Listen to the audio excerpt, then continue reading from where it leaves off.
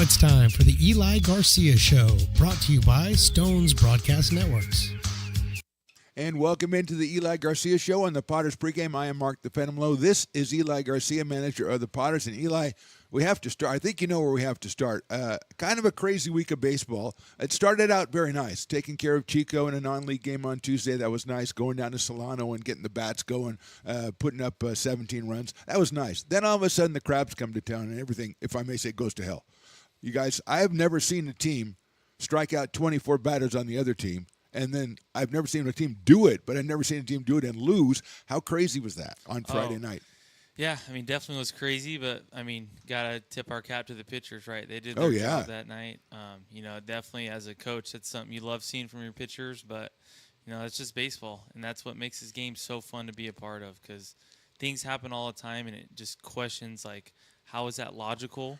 But it's not. Yeah, exactly. And speaking of Friday, you guys lose it in 11 innings. It was a well played game on both teams, and somebody had to lose it. And and once you get to that international, it seems like the first team that kind of makes a mistake, the other team can take advantage, and they get that extra run off the board, and that's what really sinks you. So then you go to last night, and again, a pitching game. You guys started off, Will got hit pretty hard in the first 2 innings, so you took him out and put in relievers who went 7 innings and gave up 2 hits. Couldn't be better. Their guy is pitching very well, and all of a sudden we go, and you and I were talking about this before we started, the bottom of the 8th inning, I can't explain what happened. I don't know if you could. I mean, you've seen a lot of baseball, so have I. What happened in that 8th inning? I mean, it's just one of those innings where just, they helped us out a little bit. They walked some of our guys, and our guys, credit to the hitters, right? We're struggling all night, and they just found a way to get on base. And that was something I was just preaching to them that game is just like, hey, we got to find ways to apply pressure. Like, we're not really applying pressure to the defense. Like, we're swinging at pitches that aren't in the zone.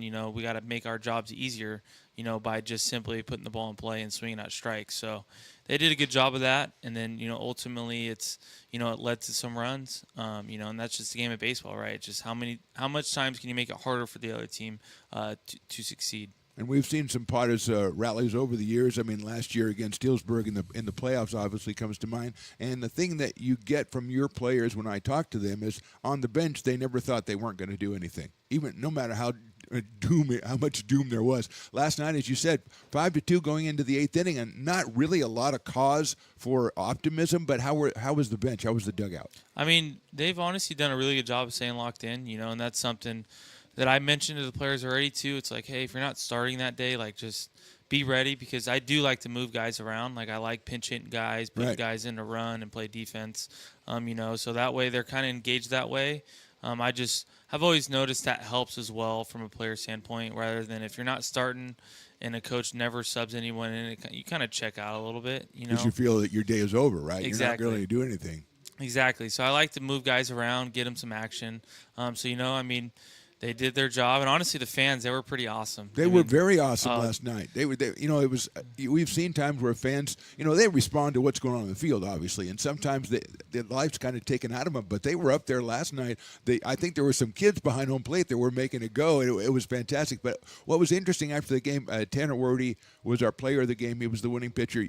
Like we said, bullpen was fantastic. But he was quick to point out that it was Quentin Marsh who came in as the first reliever and got 2 shutdown innings. He was the guy that was the key to it for you guys. Yeah, I mean, Quentin, he's a guy, it's a high school kid. He just graduated high school, and he set the tone early. I mean, the way he pitched, it looked so mature. Like, it looked like he was at Stanford right now and threw for them this past year. So just credit to him, just, being, doing his job out of the bullpen. And then, everyone else just kind of took lead, and they just, they kind of kept passing the baton, as you say. So, it was impressive to watch.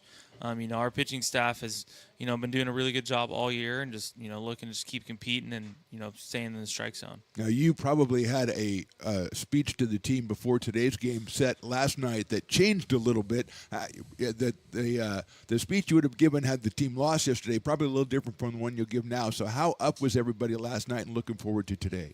Oh, I mean, definitely. You could always – obviously the mood's always better when you win. Sure. But, like, my message still, though, is just always going to say the same. It's just baseball, those close baseball games, even though on Friday we lost, right? Those are the games you want to be a part of, especially early on in the season. That way you can learn from any mistakes or any success that we've had in those games, because when you're blowing teams out, there's really not much to learn from. You know, Right. so humble. I mean, we knew coming in that it was going to be a really good series. You know, so we were looking forward to it, and they got us Friday. We got them last night. You know, so we're just looking to do the job tonight and just secure the series. Finally, before I let you go, something that always happens, and I ask every manager that I've ever talked to, every Padres manager, you've come to a time in the season where most of the guys that you're going to get are here. Maybe there's guys coming out. I don't know if there's any more coming in, but most of the guys are here. So now it becomes a tough situation for the manager, for you in this case, to kind of figure out who goes where and giving everybody enough time. And as you and I talked about, giving everybody enough at-bats.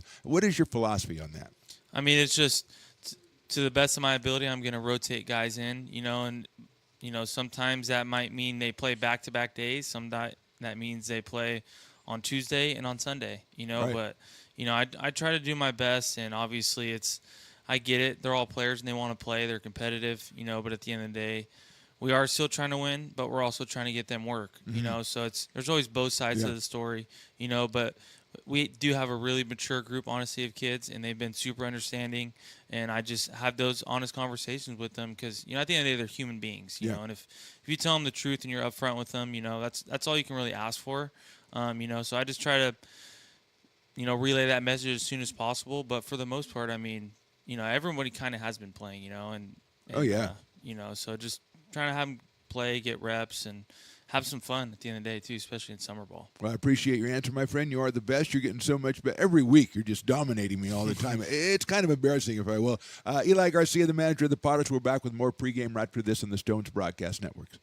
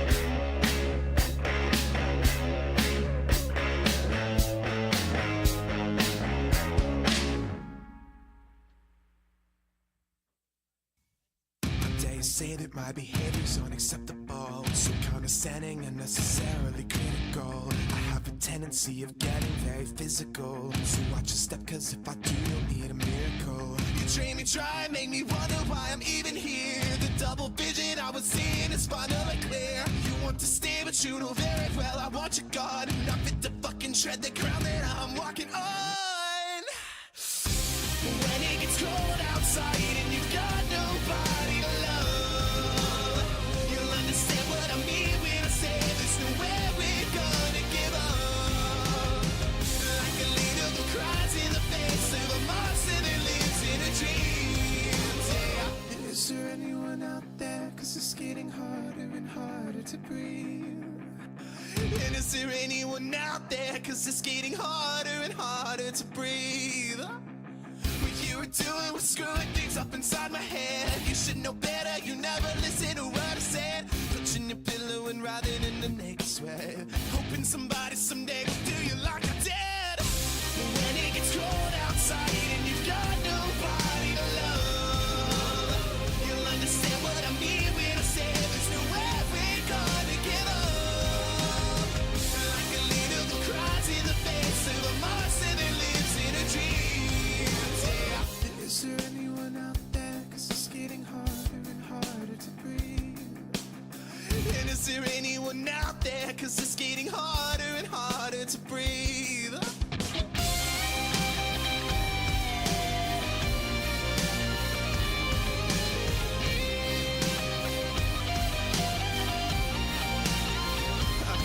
Does it kill? Does it burn? Is it painful to learn that it's me who has all the control? Does it thrill? Does it sting when you feel what I bring and you wish that you had me to hold? When it gets cold outside and you've got nobody to love, you'll understand what I mean when I say there's nowhere we're gonna give up. Like a leader who cries in the face of a monster that lives in a dream. Yeah. Is there anyone out there? Cause it's getting harder and harder to breathe. And is there anyone out there? Cause it's getting harder and harder to breathe. And is there anyone out there? Cause it's getting harder and harder to breathe. And is there anyone out there? Cause it's getting harder and harder to breathe.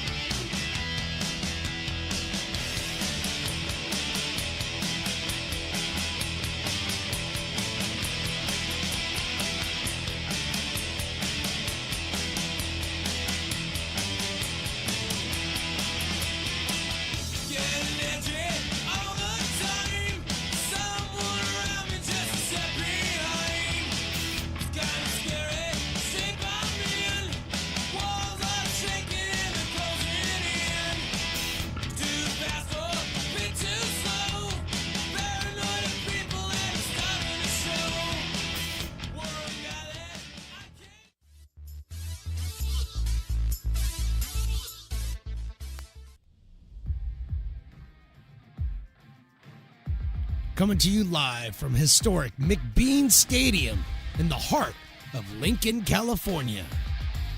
It's time for Potters Baseball. Potters Baseball brought to you by Stones Broadcast Networks.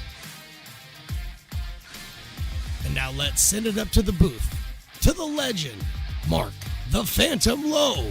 Thank you, disembodied voice, and welcome to, it is kind of in the center of Lincoln. It is McBean Stadium. Lincoln is stretching out to the west and stretching out to the east, north, and south, but this is the center of it, the epicenter, if you will, and we've got baseball. We've got the third game of a series between the Humboldt Crabs and your Lincoln Potters, and man, the first two have been entertaining as all get out. I am Mark the Phantom Lowe. That is Riley the Engineer. He has already had one piece of now cheese pizza. He's changed from pepperoni to cheese, and we'll get into that more later, of course. But he is with us. Willie Preston is doing the PA. Elena is working Point Streak today. And, of course, Luke Statwalker is doing the TrackMan. Voldemort is up here, a.k.a. Brandon, and he is just insinuating himself into everybody's conversations and not really accomplishing much of anything at all. So business as usual as we watch Eric Vassar out on the mound, the right-hander from William Jessup by way of Carmichael, California, has been fantastic this summer. 3-0, 16 innings pitched. He has given up just 4 hits.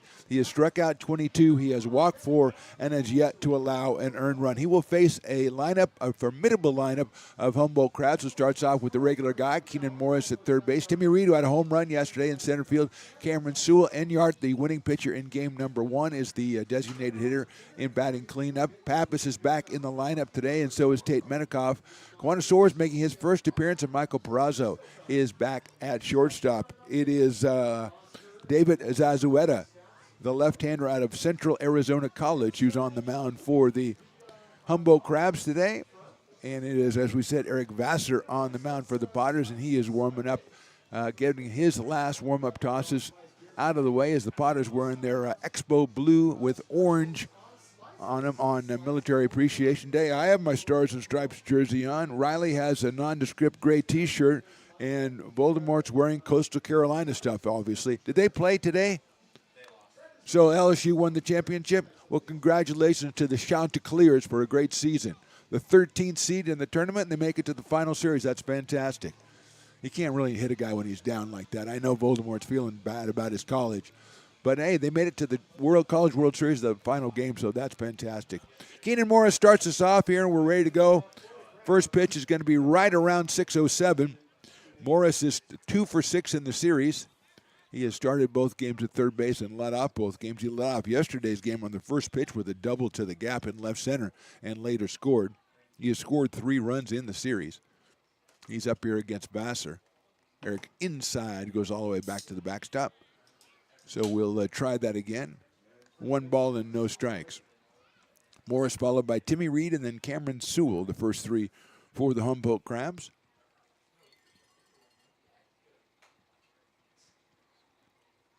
Who are 2-3 so far in league play. The Potters are 2-1. That's fouled out of play. Healdsburg at 5-1. I think the Rogues are 2-0. I think they have 2 wins on the season. See what we got going on today. We've got all 3 games. Solano, Medford. Solano Medford looks like they're playing a doubleheader today.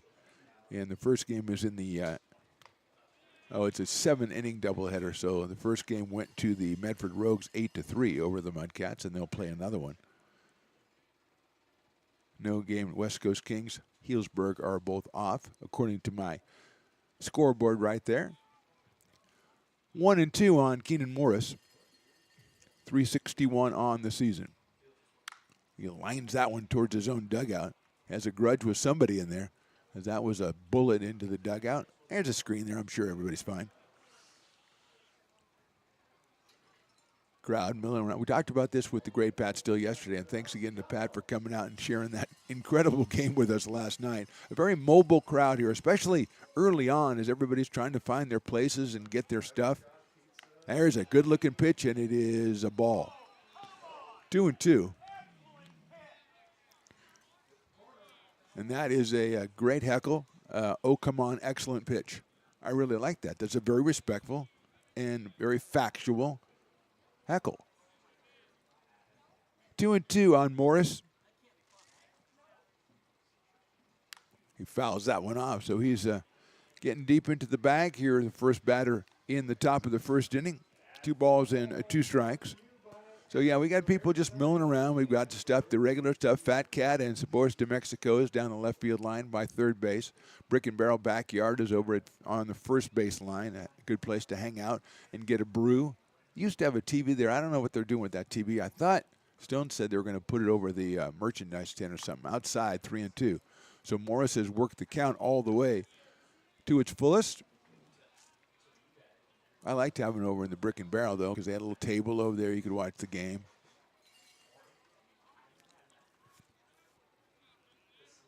Ethan Liao is in center field playing Morris into left center, and that pitch misses outside, and it's a base on balls. So Morris with a really good at-bat, which he's had a lot of this series. He is at first base to start us off, and that'll bring up Timmy Reed, who has been a thorn in the side of the Potters. He had a big double on Friday night that helped the Crabs win that one 5-3 in 11. And last night he had a 2-run home run, which aided in the 5-0 lead that or 5-1 lead that the Crabs got out to before the 8th inning went all crazy. That is a fastball in there for a strike. Potter scoring 6 times in the bottom of the 8th to get out on top and eventually win at 8-5.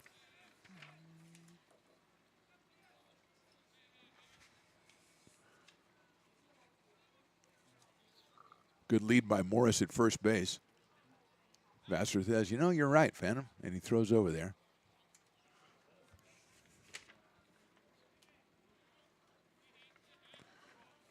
Crabs with just 6 hits in the game last night. They had 4 of those, or they had all of those in the first 4 innings. 4 Potters relievers holding them there. Looked like Morris was leaning the wrong way, and the throw forces him back. Potters only had 6 hits of their own, and they got all theirs at the end. So the Crabs got them in the beginning, Potters got them at the end, and the Potters ended up on top, even the series at 1. There he goes. Pitch is swung on and fouled back. So Reed, 0-1 count, saw one he liked. He had to go after it, and he fouls it back. And Morris, who got a pretty good jump, will file that away and go back to first base. Cameron Sewell, the second baseman, usual second baseman. Today he's out in left field. For the Crabs, he is on deck, the left-handed hitter. So it's 0-2 on Timmy Reed. Bluff, the pitch is inside. 1 ball and 2 strikes.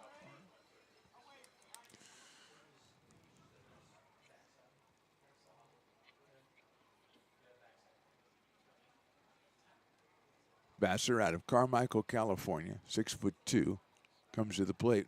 Breaking ball is swung on and missed. And he gets Reed for the first out in the first inning, and that'll bring up Cameron Sewell. Cameron at .380 on the season.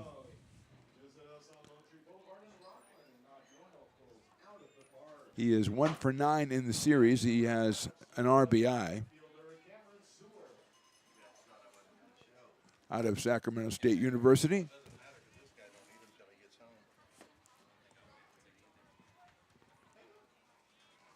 Morris taking the lead at first base. He really looks like he's going, and there he goes. The pitch is a strike. The throw to second base is too late, and it goes out into center field. Backing it up is Liao, and Morris a little slow to get up out there, but he has the steal. And just, again, got the big jump. The throw. Let's look at the defensive alignment, Riley, while I'm thinking of it since I forgot. Behind the plate, Ryan Villanueva today. Everett Johnson's at third, Brett Griffiths at short, Lee at second, McGraw at first. It's Lavin, Liao, and Sharp in the outfield, and Eric Vassar on the mound. Thank you, Riley. So in scoring position is Keenan Morris. The pitch was, I thought it was a strike to Sewell. That one is down low.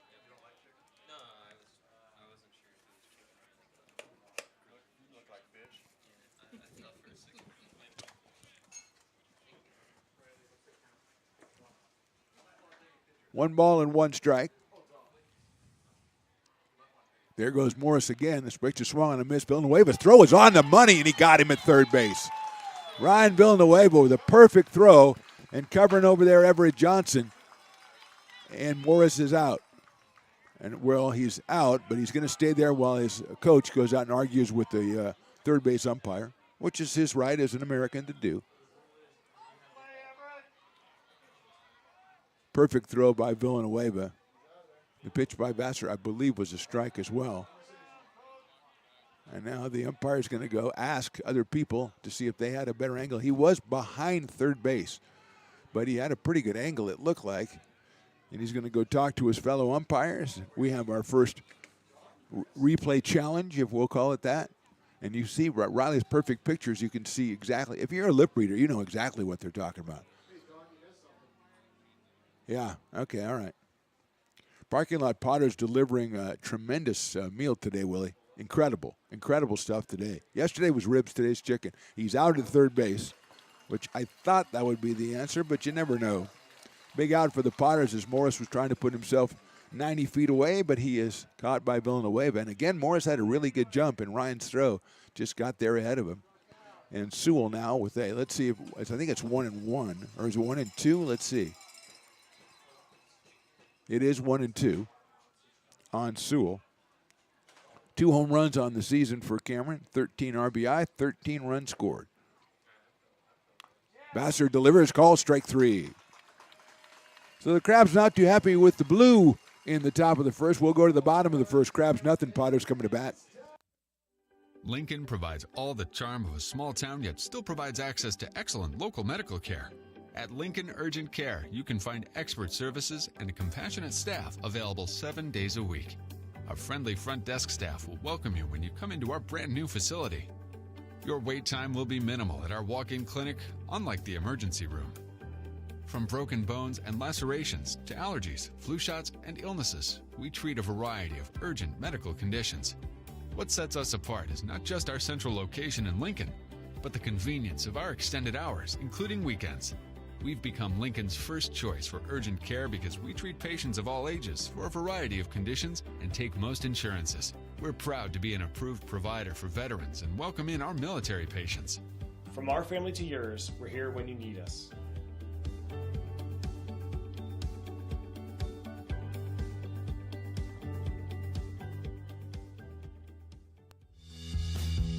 If you're in need of a seasoned DUI attorney, contact the law office of Samuel D. Burns Incorporated. We are familiar with the laws surrounding your case, and we will work diligently to minimize the negative impact following a DUI charge. With a proven track record, Sam Burns works on your behalf to provide a positive outcome. He's been able to save his clients' driver's licenses and negotiate more favorable terms. Visit our website.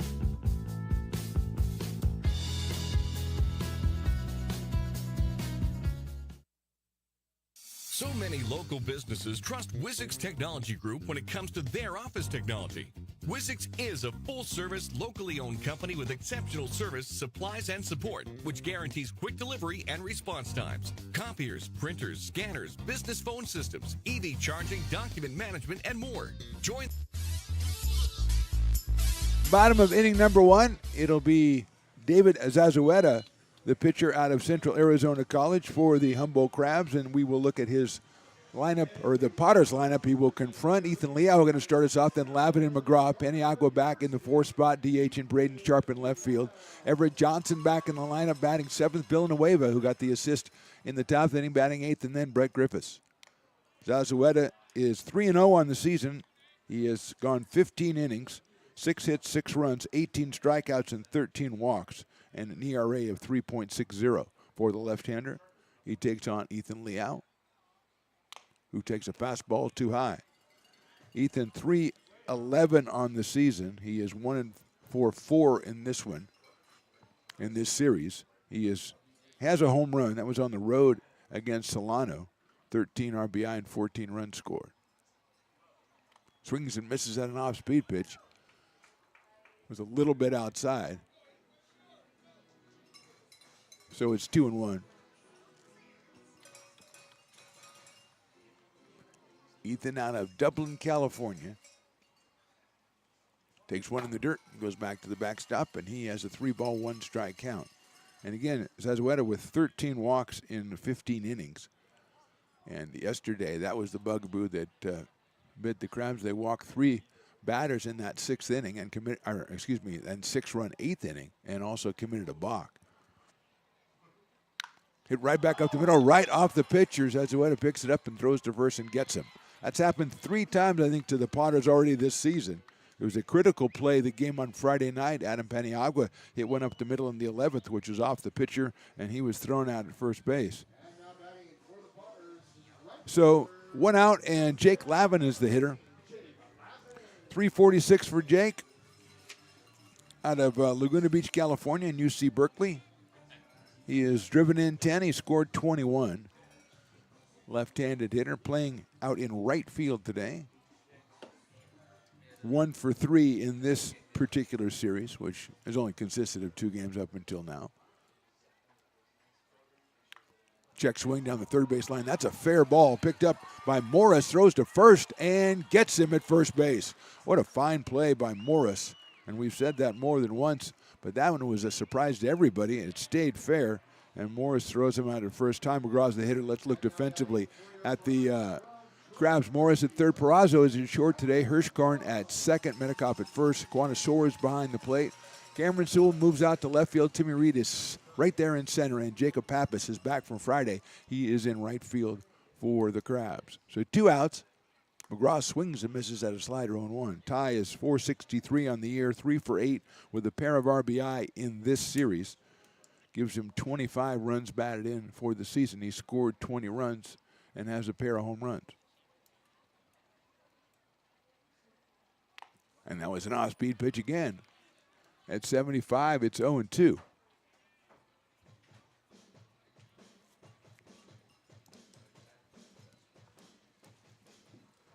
Spencer has his burrito, so all is well with the world. Spencer's Burrito is the name. Spencer's Burrito is the name of his band because Spencer says he plays bass. And we have Voldemort who plays the sax. So we got to fill in a couple more spots, but I think we got a good-looking band going on. Swung on and missed. 3 off-speed pitches since Azueta gets out. 1, 2, 3 inning. We go to the second. Crabs nothing, Potters nothing.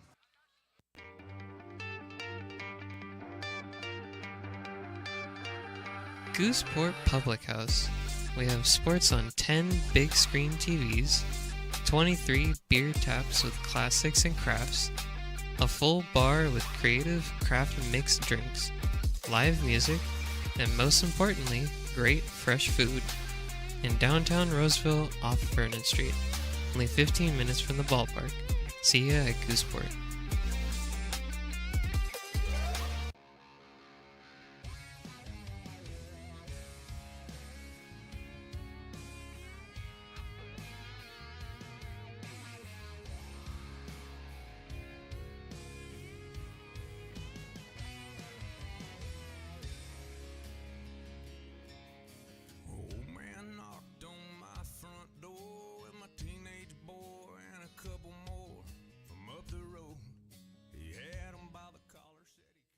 American River College is a top-tier community college sports program that provides student athletes with the opportunity to thrive both athletically and academically.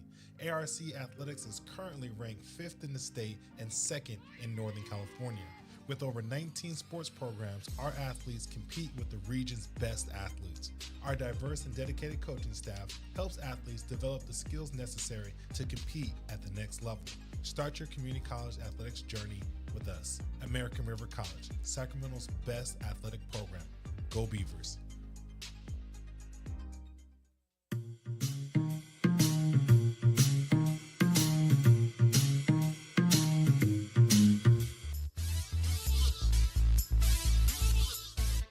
Top of inning number 2. Potters and the Crabs are scoreless. Adam Inyart starts us off. Houston Hirschkorn will be second, and then Jacob Pappas, 4, 5, and 6. We're spinning the in between innings trying to populate Spencer's Burrito, the band. We've got saxophonist who also is going to play keyboards. Riley has volunteered to be the lead singer. And, of course, Spencer is on bass, and so we need a lead guitarist. We probably need a drummer, obviously, and maybe one other person doing something. Breaking balls, a strike to Inyart. 339 with 5 home runs on the season, 3 for 9 in this series with 2 runs scored.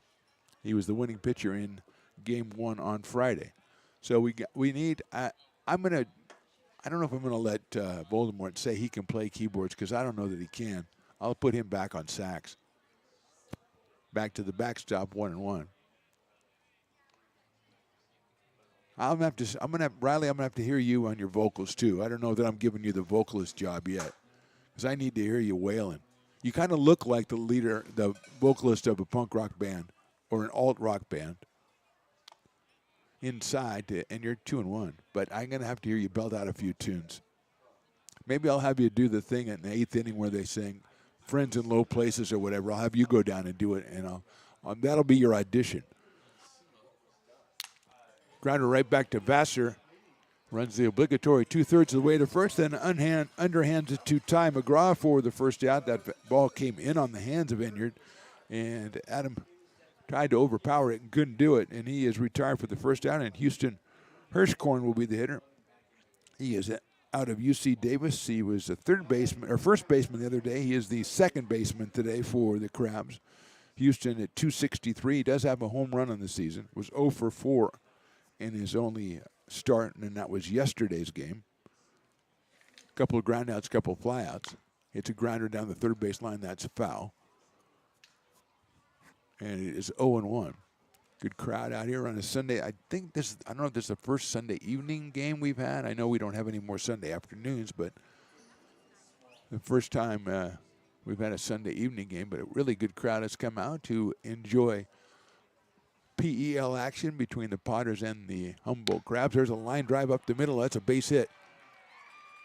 Liao scoops it up out in right center, but it's a solid single by Hirschkorn. He's at first base with 1 out. First hit of the ball game for either team. And here's Jacob Pappas. Jacob 0 for 5 on Friday. Did have a run batted in. He's hitting .361 on the season. He comes out of Fresno State University, the Bulldogs. Not their running Bulldogs. That's Gardner Webb.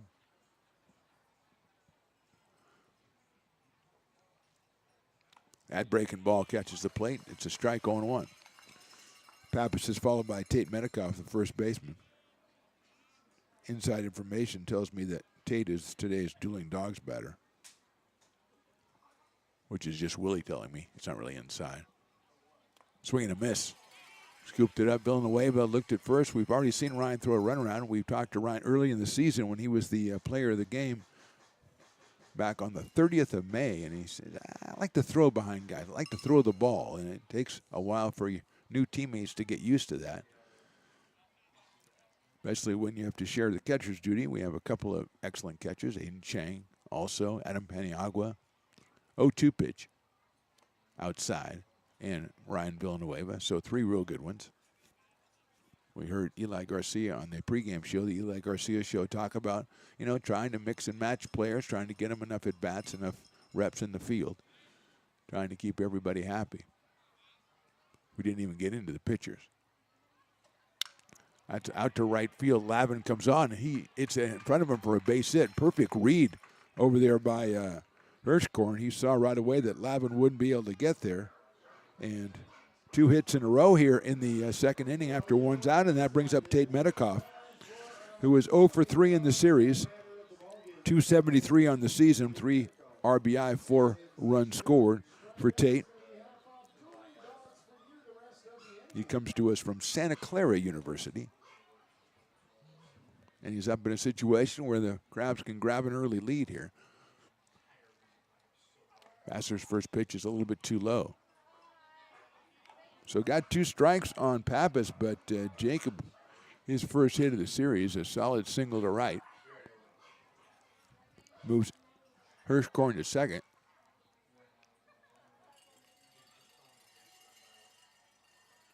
Swing and a miss. That one right at 90 by Vassar, who's been up a couple of miles an hour higher than that in earlier starts. 1-1 on Metcalf. Vassar spins around and tries to catch the runner napping. Ryan Lee scoots over to cover, but nothing going on right there. So We'll turn our attention back to the Dueling Dogs batter, Mr. Tate Metcalf. Slider misses outside. 2-1. Don from the parking lot Potters, who brought us some good eats today, is down, just causing havoc down in the front row down there, because he knows everybody and knows everything. 2-1 pitch is down low for a ball, 3-1. Kawana Soares, his first appearance in this series on deck. He is behind the plate for the Crabs. Then Michael Perazzo rounds out the batting order. 3-1 pitch is inside, ball 4.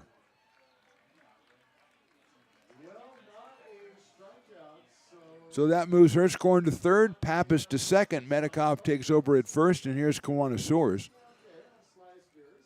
I saw a little nugget on the website. He was born in Hawaii. He went to Cabrillo College. He's now at University of Nevada, Reno. He has 11 runs batted in on the season and 8 runs scored. So even though he hasn't played in this series, he's got some at-bats on the year. He's appeared in 11 games and has 40 at-bats.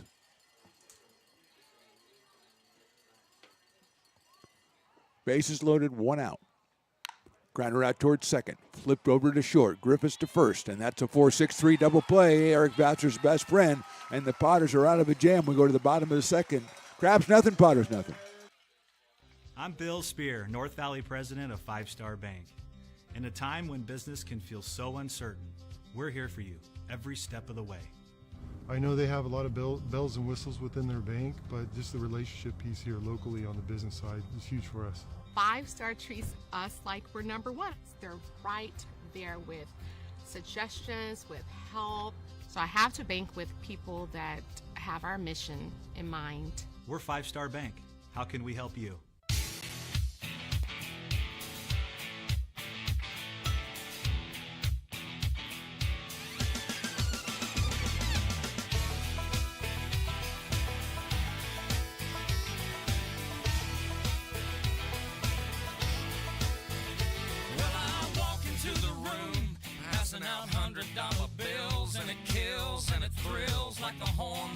Silverado grill, and I buy the bar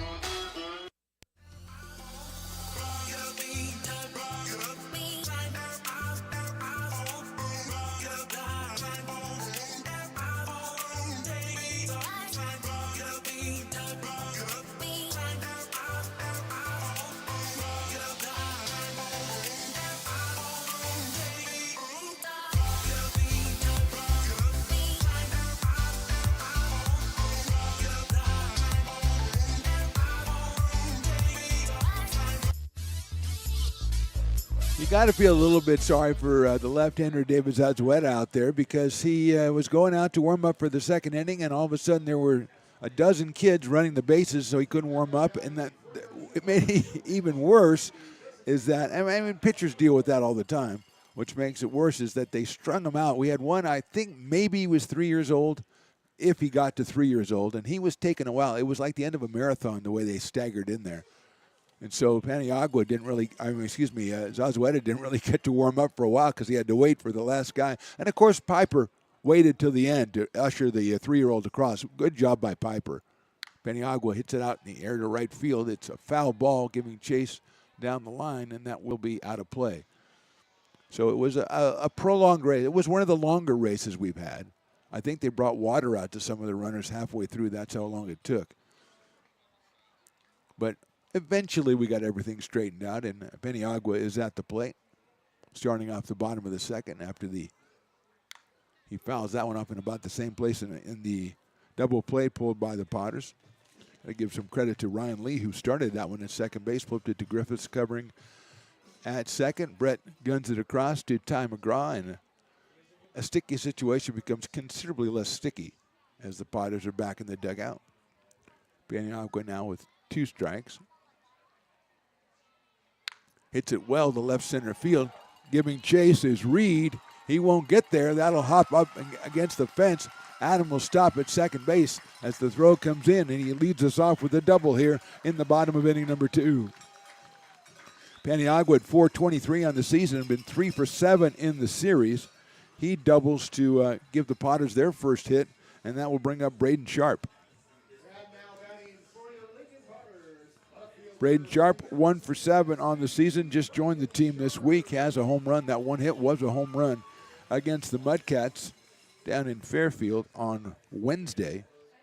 The Potters won that one 17-5. John Alkire got the win.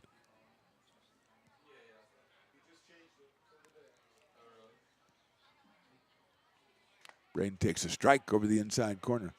Tanner Wardy was the winning pitcher last night. Will Geary started, went 2 innings.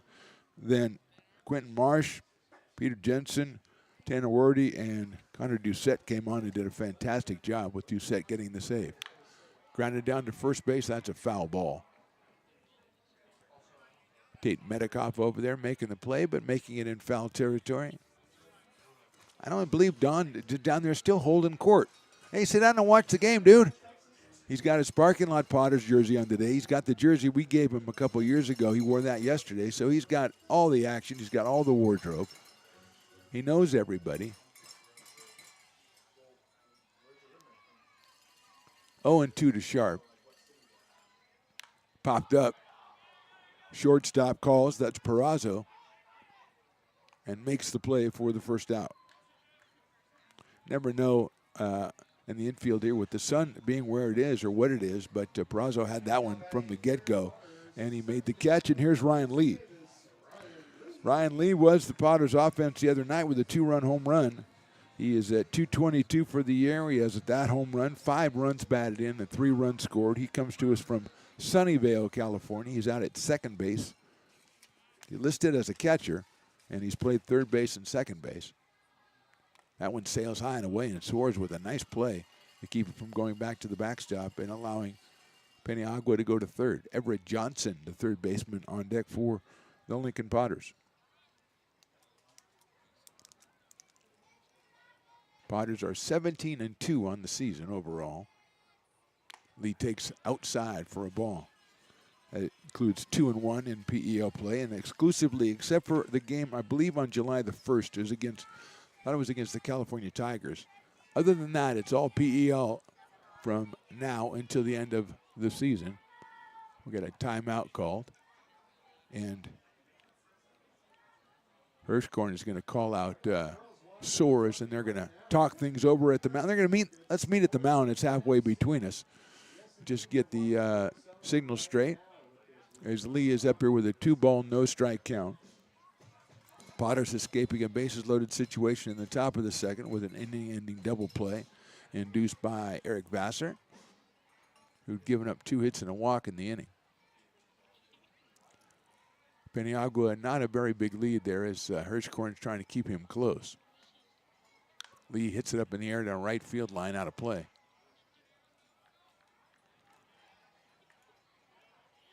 VIP section today in the Kiln, from what I could get from what Willie said, is a couple of Little League or Pony League teams and a martial arts studio. So it might be, I'm not going to go down there and start anything. That's all I'm going to say. Riley, maybe you should, but I'm not going to. Get the martial arts studio. You get people from every level, okay? Lee swings and misses. I don't go, is there a green belt? Because I would go up against the green belt. Or is that something where they grow all the corn in the Midwest? I don't know. I know there's a brown belt. Yellow, was there a yellow belt? Is there a red belt? Like, a red belt sounds about, yeah, I'll go take on a red belt. Lee takes outside, 3-2, and Soares thought he had him a strikeout there. What's the lowest? The lowest belt's usually for like 5-year-olds or something. I will take on that belt. I mean, they could hurt me, but it'd all be shins and below. So I'll be all right. I can weather that storm.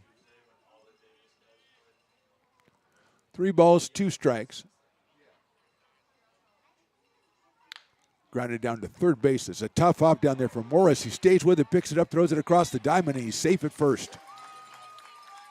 Lee beats it out.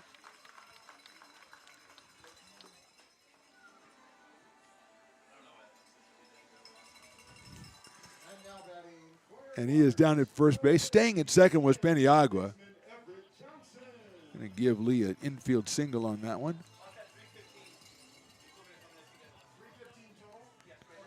Everett Johnson's our hitter. He comes to us from Sonoma, California, and UC Davis. He will be a freshman at UC Davis. And he swings and fouls that one back. Playing down at third base. Wearing number 35 with the Expo blue and orange numbers. The Potters Sunday out. Well, one of their Sunday outfits, not the only one. Lee at first, Paniagua at second. 1 out here in the bottom of the second as both teams threatening in their halves of the second. Swing and a miss. Zazueta really uses the speeds very effectively. So he's got the Potters swinging out ahead of it. And he's got quick 2 strikes on Everett Johnson. Ryan Villanueva, tonight's catcher, and number 8 hitter is on deck.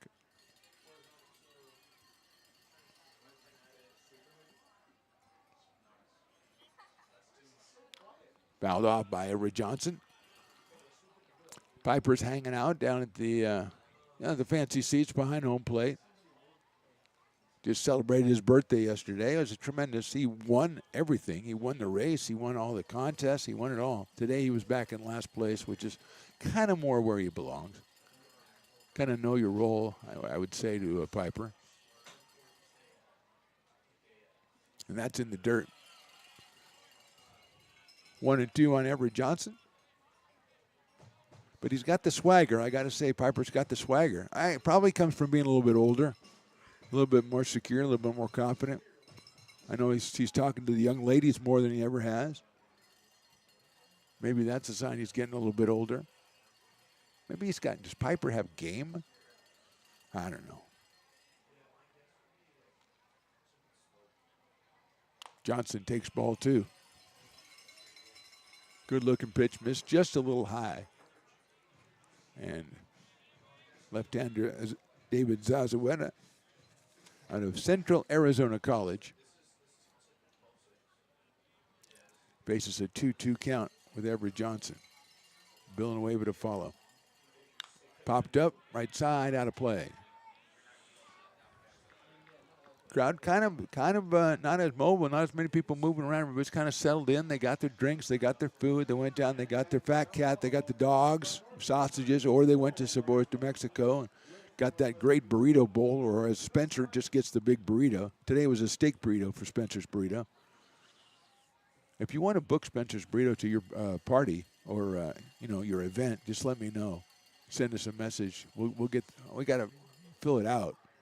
That is 3-2. We got to fill out the band first, I know, because I only have 3 members of the band. I really don't know if I have a vocalist. Maybe Elena could be in the band. Well, maybe we'll listen to her. Maybe she could be. Maybe you guys will be like twin vocalists or something. We got to get some more. We got to get some more members of the band. Is basically what we need to do. Because if we get a gig, we have no band. Swing and a miss again. Pulling the string. That one at 76. And Johnson is down on strikes. Second strikeout for David Zazueta. And that will bring up Ryan Villanueva. Catcher out of Brea, California is hitting .218. He does have a home run. He has 9 runs batted in and 7 runs scored. Hasn't been in the lineup as much lately. We talked about Potters actually have 4 catchers if you count Ryan Lee as a catcher, because Peniagua and Aiden Chang. So Ryan Lee is doing the right thing. He's seeing time at third and seeing time at second. Aiden Chang has also been in different positions, and Villanueva is behind the plate tonight.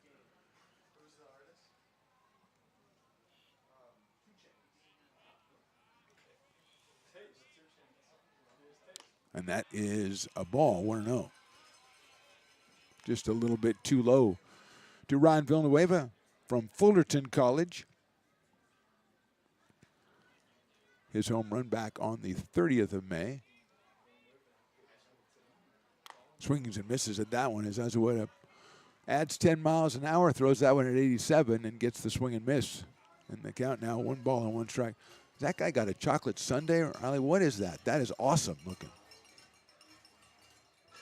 Something like that. He's walking away. He's not going to let you have a look at it. But, man, I just got a good glimpse of that. I was going to go out and get one right away. That thing looks sweet. I didn't even have heard of that. Leather bees or something. I don't know. Ball 2. Sometimes it just, blew my mind right there. Is there ice cream or something, Voldemort? Where's the ice cream? Oh, dessert bar. Why did I not know about this? Swing and a miss. Villanueva chasing that one outside, so it's 2-2. Dessert bar. Wow. Well, that guy definitely went to the dessert bar because that was nice. We're going to have to investigate that. I'll send my people down. 2-2. Villanueva takes inside, 3-2. So Zazueta having used a lot of pitches here. He got the strikeout on Johnson, and now he's run the count full to Villanueva with Ryan Lee at first and Adam Peniagua over at second. There goes the runners. He skies one out short center field. Calling it is Peraza in left center. He follows it all the way and makes the catch for the out. So Potters put 2 on, can't bring him across. We'll go to the third, still no score.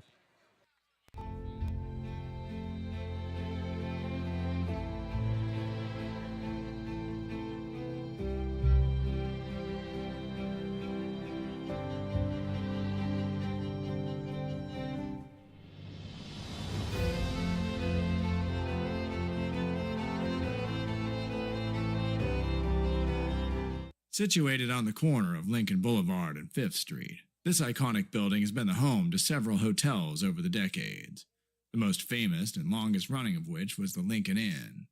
Having undergone several renovations and architectural changes, this building is the current home of Old Town Pizza, which boasts not 1 but 2 floors for your dining enjoyment, including open-air seating on the roof.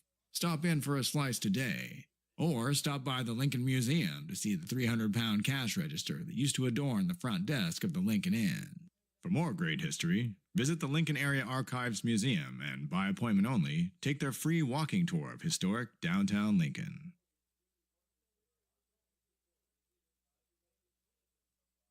When it comes to your home's maintenance and repairs, Jeffers Resource Group has you covered. Our handyman services offer a comprehensive range of expertise, from minor carpentry to drywall, electrical and flooring for property managers, landlords, and renters alike. We ensure that every job is completed to the highest standards, so you can have peace of mind. Contact us today to discover how Jeffers Resource Group can help keep your home in top shape.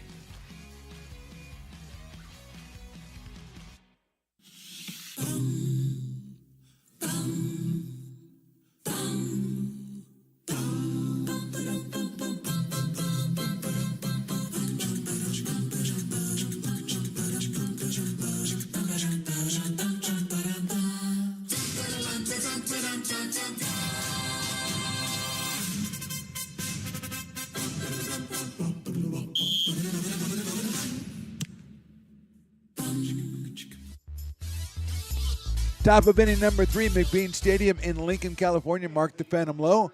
Riley the engineer. We've got a scoreless ball game between the Crabs and the Potters, game 3 of this series. And Michael Peraza will start us off. He's the number 9 hitter, the shortstop. Keenan Morris and Timmy Reed to follow against Eric Vassar, and that's way outside for a ball. 1-0. Vassar's given up 2 hits. He has walked 2 and he has struck out 2, but no runs so far. Has not given up a run yet this summer and over 18 innings now.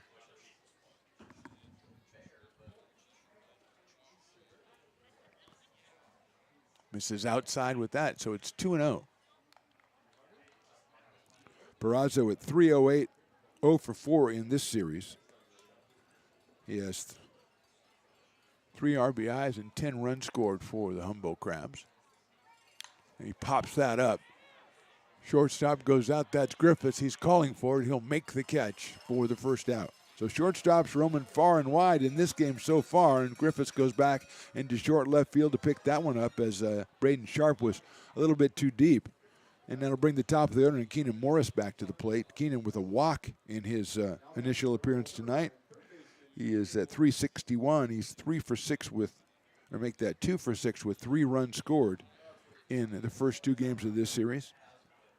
And he scored 20 runs in all for the Crabs. Left-hand hitting third baseman out of Santa Rosa Junior College watches that one go outside, so it's 1-0.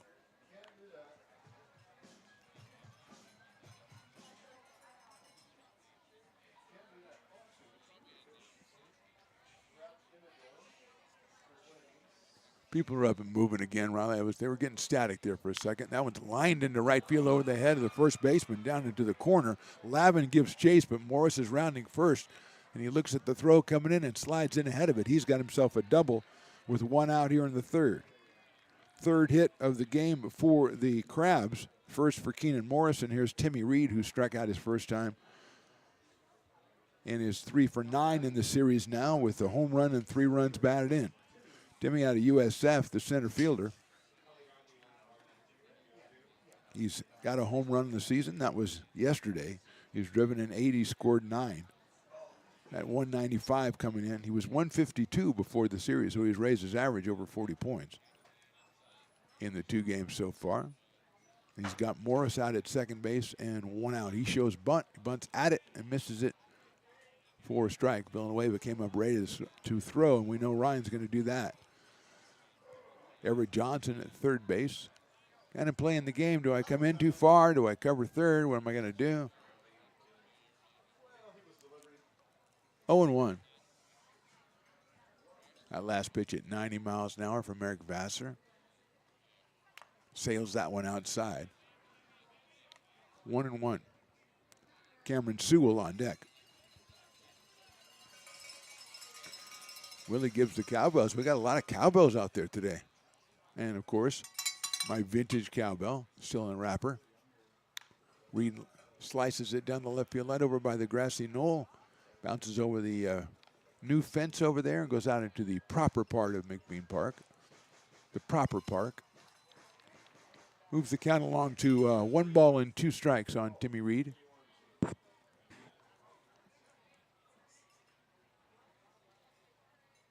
Swings and misses. Fouls it into the catcher's glove. Villanueva holds on, and Reed is down on strikes for the second time. Third strikeout for Eric Vassar, and Cameron Sewell comes to the plate. He struck out looking back in the first inning, and he's probably still a little miffed about that, what he thought was a improper call by the person in charge behind the plate.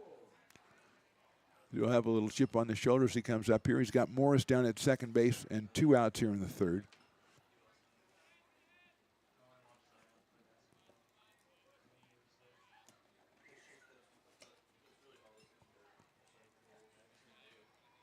Sewell slices that one to his left side over against the screen as Vassar's fastball came on his hands. Cameron Sewell from Sacramento State University played in 45 games last year. He hit .233. So a very good freshman season. And he will go back this year after a summer with the Humboldt Crabs in the very competitive PEL. Probably see some of the pitchers he'll see over at Sac State during the season.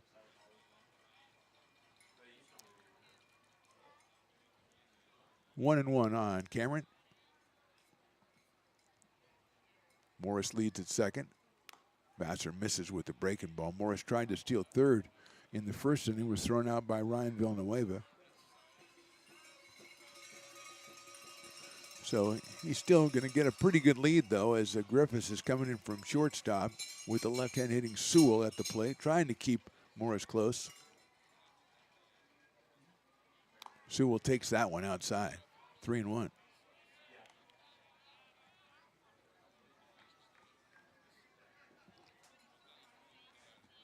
Adam Enyart on deck, the cleanup man, the DH for the Humboldt Crabs.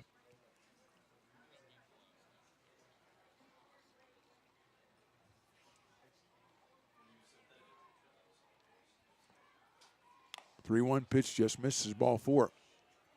Just a little bit too high, and Sewell is on. That's the third walk issued by Vassar in 2 2/3 innings, and that will bring up Adam Enyart, who grounded back to the pitcher his first time up.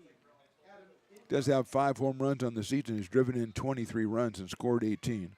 3 for 10 in this series, and he scored 2 runs. His overall average coming in tonight, 339, out of St. Mary's College. Lines it into right field, a base hit. Lavin's going to come up throwing. Morris comes around third. The throw will be cut off. No, they let it go through, but Morris beat it, and going over to third was Sewell. So an RBI single by Enyart, first run given up by Eric Vassar this summer. Morris scores. It's the 4th hit of the game for the Crabs, and they're on top 1-0. Enyart picks up his 24th run batted in. That one just got to Jake. He was just playing so deep that by the time he got there, the throw was on line, but not in time to catch Keenan Morris. And Houston Hirschkorn will be the hitter.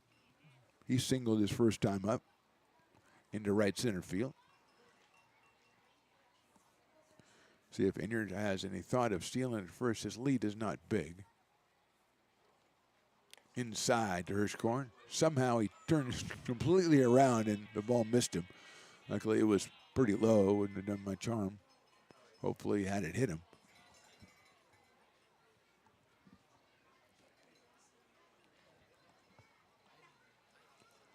Yeah, Chocolate Sunday saw the second one. Line drive into left field, a base hit. Sharp will play it on a hop, but it's the second run for the Crabs, and they lead it 2-0 in the top of the third as Sewell crosses the plate. Going to second is Adam Enyart. 5th hit of the game for the Crabs, and Nate Kajowski is going to go out and talk to Eric Vassar. He started the inning out with a pop-up from Barrazo, then a double by Morris. He struck out Reed, then the walk to Cameron Sewell before back-to-back RBI singles from Enyart and Hirschkorn. Hirschkorn now with 4 runs batted in on the season, and he is at first base. Jacob Pappas is our hitter. Pappas singled his first time up.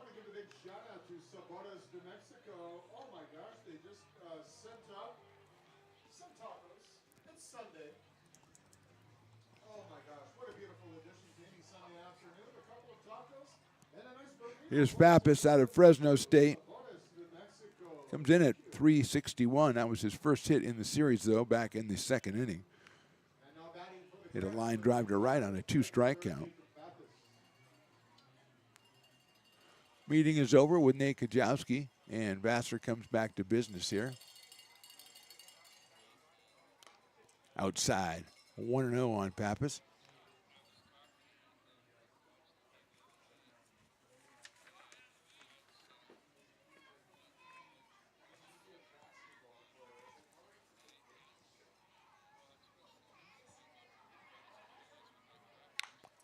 It's a little squibber up the middle. Knocked down. Griffiths has it. He's going to have to throw to the plate. The throw is not in time. And scoring from second base is Enyart. Lee got a glove on it. Griffiths picked it up in short center field. Turned and tried to get Enyart going for the plate. Throw was too late. It'll be a single for Pappas.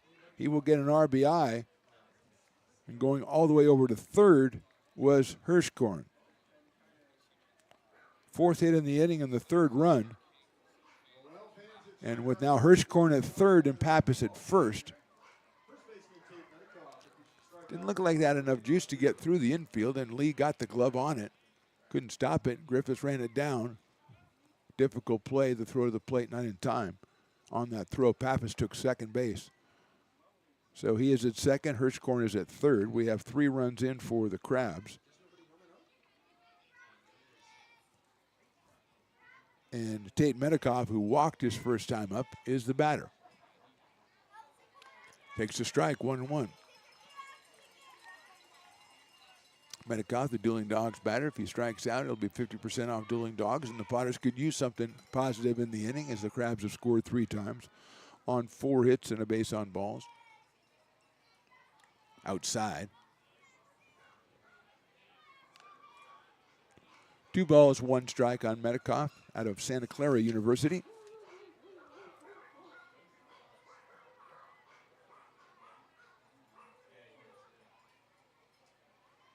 Inside, 3-1.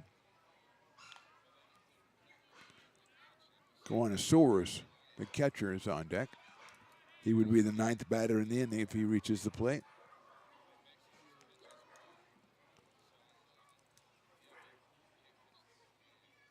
Swing and a miss. Runs it full to Medikoff. 273 for Tate coming in. 3 RBI and 4 runs scored on the season. 0 for 3 on Friday night in this series. That is down low, ball 4. Second walk of the inning, it brings up Gowanusouris. It loads the bases and brings up Gowanusouris as the Potters start to limber up a right-hander in the bullpen. Soares into a double play, 4.63 his first time up, but he has 11 runs batted in on the season and is a 275 hitter.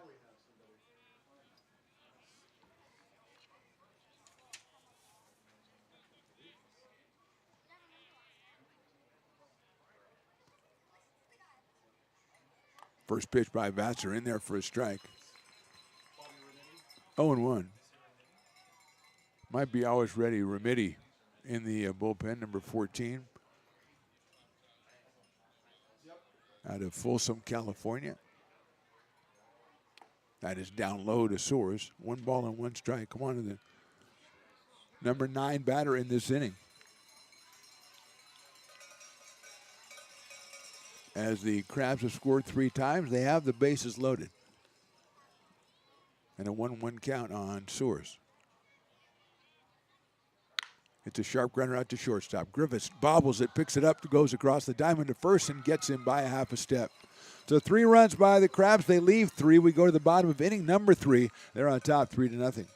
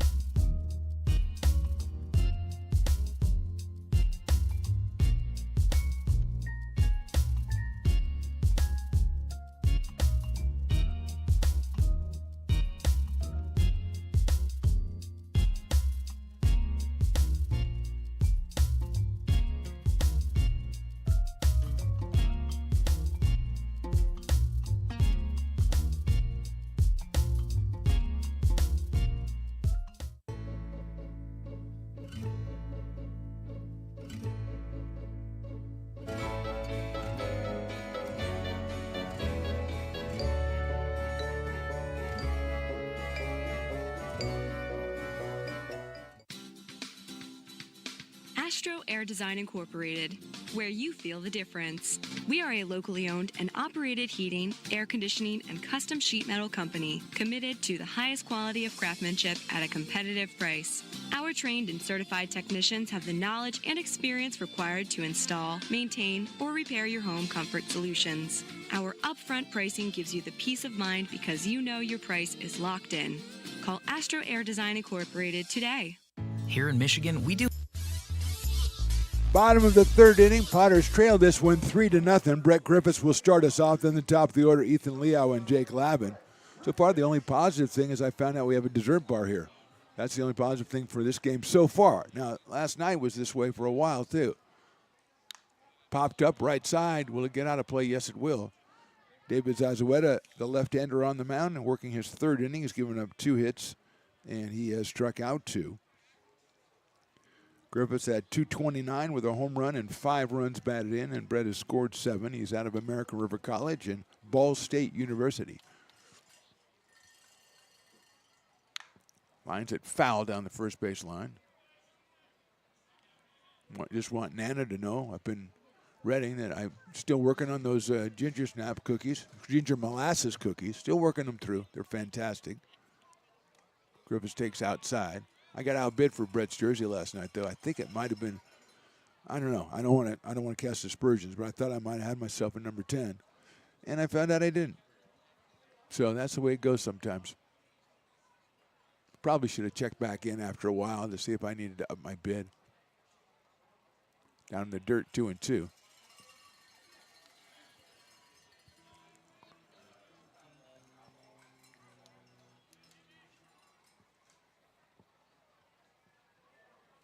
That's down in the dirt, 3-2.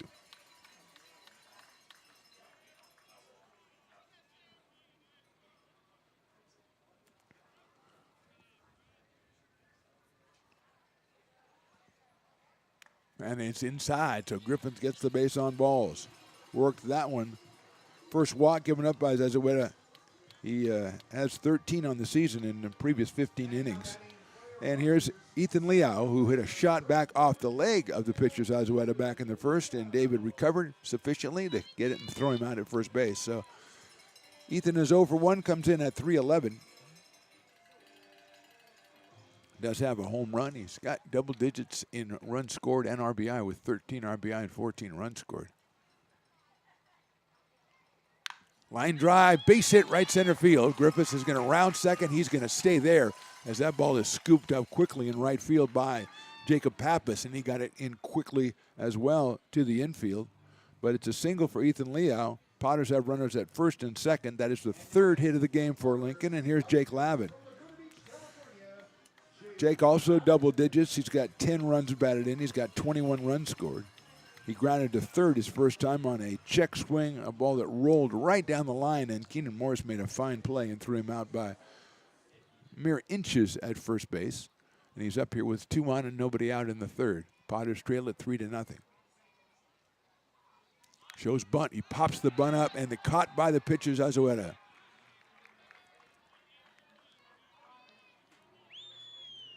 So Lavin pops out to the pitcher for the first out, and that brings up Ty McGraw, who got fooled by some off-speed pitches his first time up and struck out, but he comes in at 463, and he's got a pair of home runs. He's got a very impressive double 20 with 25 RBI and 20 runs scored, and he's 3 for 9 in the series. Out of Gardendale, Alabama, and Troy University, the Troy Trojans. Takes a strike. 0-1, Adam Paniagua follows. Griffiths with the walk is at second. Liao is single. He is at first.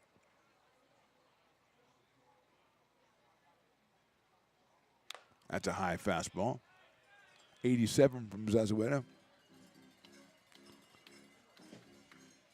From Central Arizona College.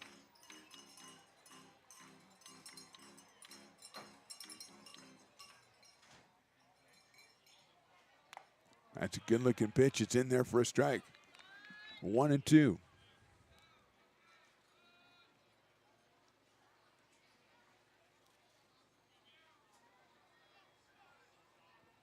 McGraw asks for time.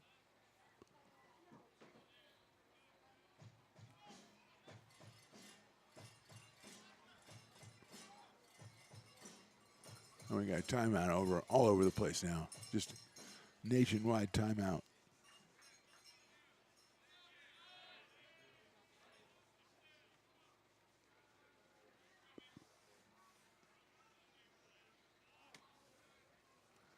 One and two coming up. High fastball. 88 from Zazueta. is 2-2. David's 6'3", 208 pounds, according to my website roster for the Humboldt Crabs. No nuggets, though, just some basic stats, basic height and weight. Inside, almost didn't get out of the way. That's 3-2.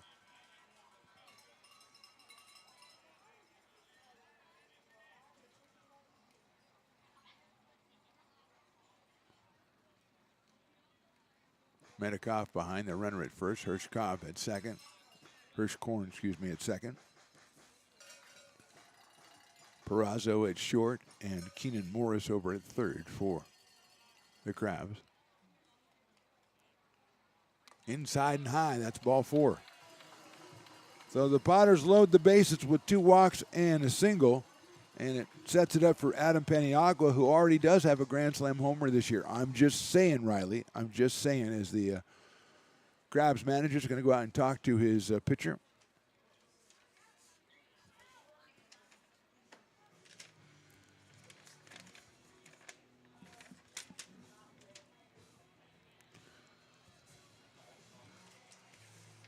Potters with the bases loaded.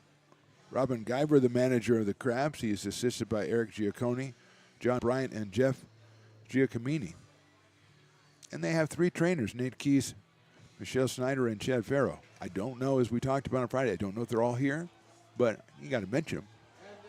Unless they're really expecting a lot of injuries when they come down to Lincoln. A lot of people do think that about us.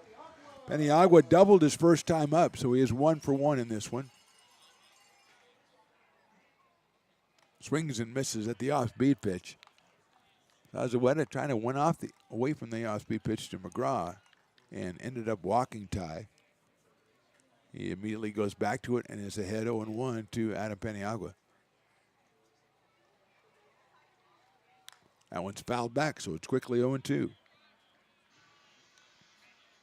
Adam comes in at .423, has that home run and 6 runs batted in. Now 4 for 8 in this series. But he's facing the 0-2 count here with the bases loaded. Swings and misses. Zazueta with a nice pitch. It was tailing away from Adam, and he got the strikeout. That's 2 outs in the inning, and it's up to Braden Sharp, the left-hand hitting left fielder, who popped out to shortstop his first time up. He's out of Woodlands, Texas. He was at Tennessee. Now he is in the portal, and he is up here with a chance to do some damage for the Potters, as they are down 3-0 here early in this one in the bottom of the 3rd.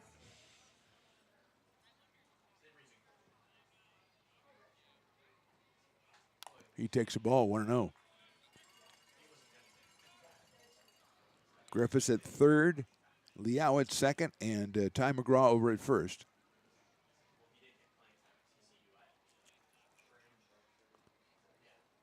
Zazueta comes in 3-0 on the season with a 3.60 ERA. He's 1-0 to Braden Sharp. And that's in there for a strike. 1-1 to Braden.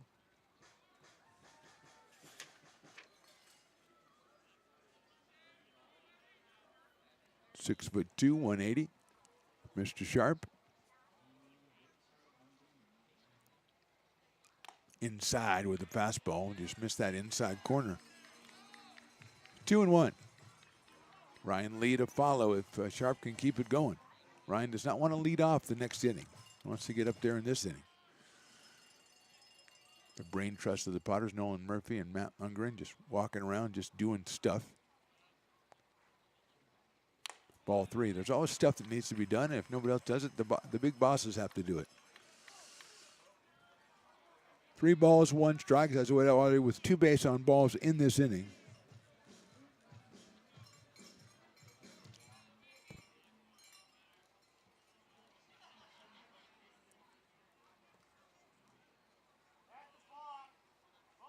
That is ball 4.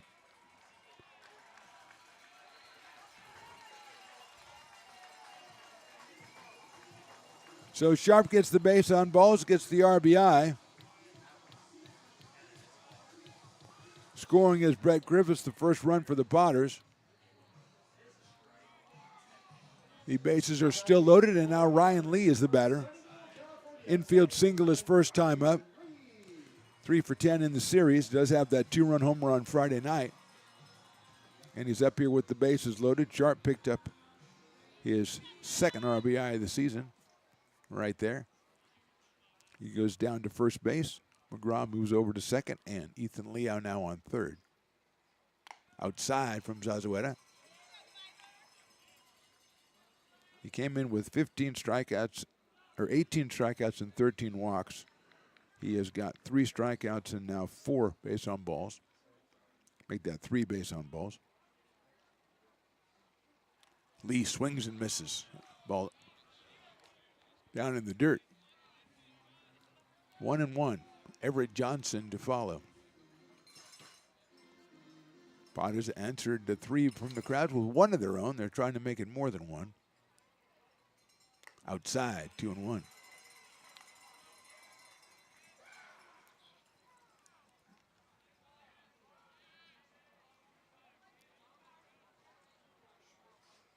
That is 3-1.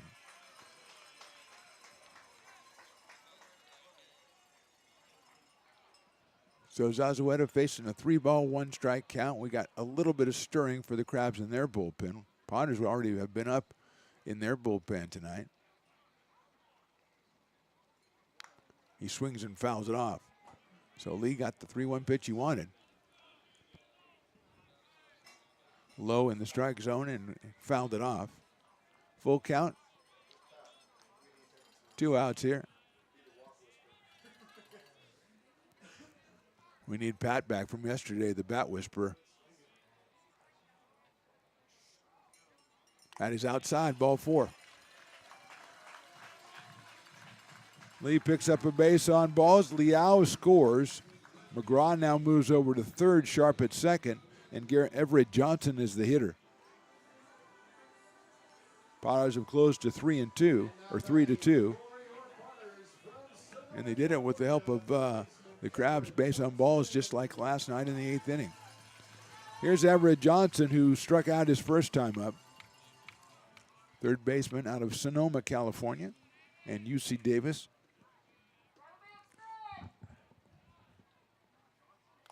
Takes a strike on the outside corner.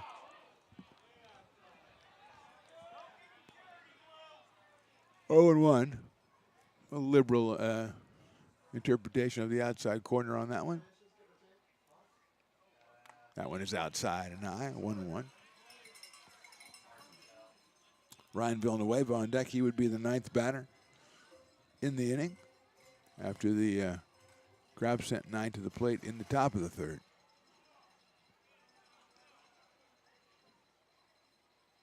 Outside. 2-1 on Everett Johnson.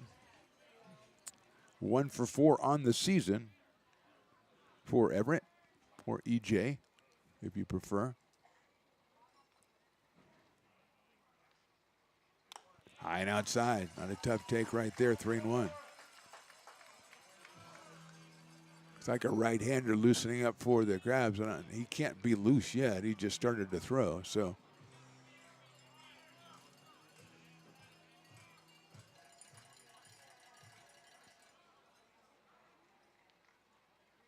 That is ball 4. McGraw scores. Johnson gets the base on balls. Potters have scored 3 times. This game is now 3-3. And we're going to get the manager coming out to talk to home plate umpire. And the umpire says, well, I don't know if they can come out and argue balls and strikes, or maybe that's just a professional kind of thing. Zazueta getting a little frustrated because some of them he's throwing are clearly not strikes, but some of them are very close, and he doesn't feel like he's getting any of the close ones. So Ryan Villanueva, who popped out to shortstop, comes to the plate. Again, the bases are loaded. Ryan, the 9th batter in the inning, has a home run on the season.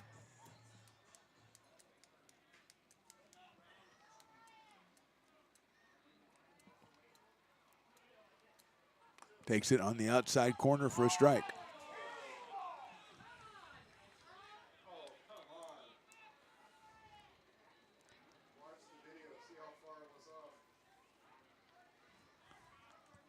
Oh and 1 on Villanueva.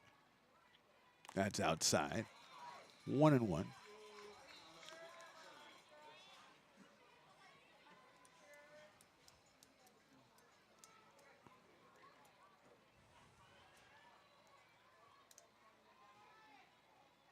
Outside with the fastball at 87, 2-1 to Ryan Villanueva.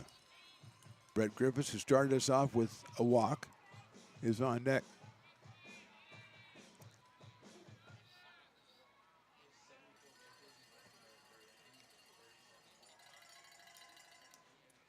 Swing and a miss. Came right in with that one at 87. And it's 2-2 on Johnson.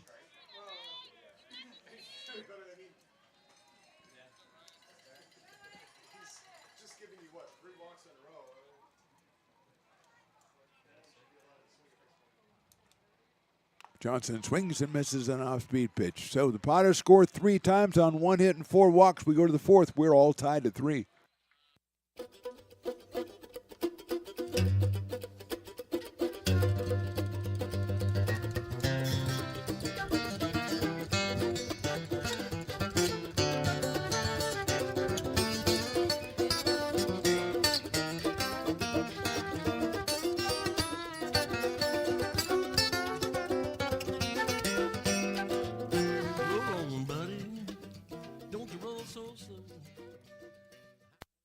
Being a laborer means everything. It was what took care of me when I was growing up. It's what takes care of me now. Because of President Biden and the money he's put into infrastructure, the need for our workforce to expand is out of this world. When our members are able to go to work on these big projects that are funded by Biden's economic investments, it means continued growth in their wages, in their pensions, in their health benefits. It means they're going to be able to take care of their families. Lincoln provides all the charm of a small town, yet still provides access to excellent local medical care. At Lincoln Urgent Care, you can find expert services and a compassionate staff available 7 days a week. Our friendly front desk staff will welcome you when you come into our brand new facility. Your wait time will be minimal at our walk-in clinic, unlike the emergency room. From broken bones and lacerations to allergies, flu shots, and illnesses, we treat a variety of urgent medical conditions. What sets us apart is not just our central location in Lincoln, but the convenience of our extended hours, including weekends. We've become Lincoln's first choice for urgent care because we treat patients of all ages for a variety of conditions and take most insurances. We're proud to be an approved provider for veterans and welcome in our military patients. From our family to yours, we're here when you need us.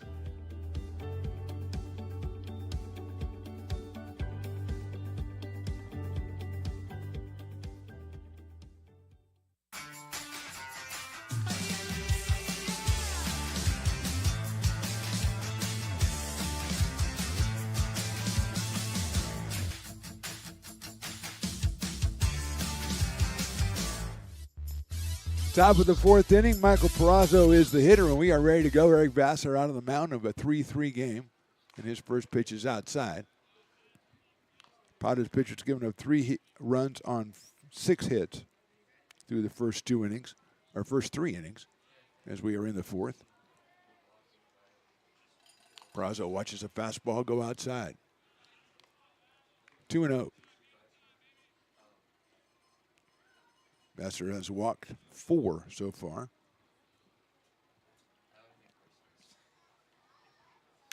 That one's hit out to left field. Giving chase is Sharp, and he's going to drop fair in front of Braden Sharp. And Perazo will go into second base. The tag is on him. He's out at second base. And there's going to be a little bit of what we call a brouhaha on that one. Great play by Sharp in left field. Perfect tag by Lee at second base. But Perazo and the Crabs a little upset about that one, as he is called out at second base on a tremendous play by Sharp. It did look like he might have beat the throat in there, though. We didn't see where the tag was and where the hand was. It's a single for Peraza when he's thrown out trying to go to second. And here's Keenan Morris, who fouls it back and scares a young child who was behind the plate. And it hit the net, and he just jumped. 0-1 on Morris, who has walked and doubled in this game. He is now 3 for 7 for the series. And he is batting, coming in a respectable .361. Probably more than respectable. He scored his 21st run back in the third inning. Hits that one down the left field line. That one's going to be foul. And it's all the way over the grassy knoll and over the fence to the left side. Riley, the engineer, is just still shaken over the knowledge that there is a dessert bar here, and he didn't know about it, and they have sundaes. And they look sensational. Usually we learn about these things from Willie talking about them. He's just going on and on about his tacos. He hasn't mentioned the dessert bar. Breaking ball is hit high up in the air to right field. Going back and now coming in is Lavin. Ryan Lee goes out and drops the ball. He had to go deep. He had to go to medium deep right field. He had it and dropped it, and Morris is on. Going to have to be an error for Lee. Although he went through, covered a lot of ground. He was right there and had it. So he, being Morris, is on for the third time. And here's Timmy Reed, who has struck out twice against Vassar. And he slices that one up against the screen. Cameron Sewell on deck. Jake Lavin broke back, I think, on contact from Morris on that one, and that's why Ryan Lee had to go out that far to get it. And Vassar wants to keep Morris close.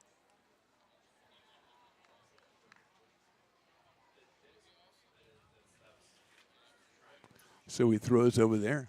Morris says, I'm going to get off anyway. Swing and a miss by Reed. And it's quickly 0-2 on Timmy.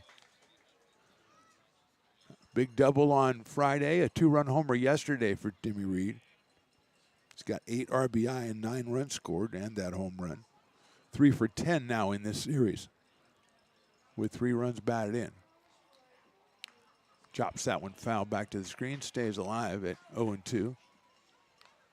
Great crowd out here on a Sunday evening. Enjoying the ball game, enjoying all that's going on here with the Burrito Bowl, of course, is huge in this press box from Sabores to Mexico. Morris with a good lead at first. Reed swings and fouls it off, and it didn't foul it off. Okay. Swings and misses out of Villanueva's glove, but it doesn't matter. He's down on strikes for the third time, and Cameron Sewell, who was struck out and also walked, comes up to the plate.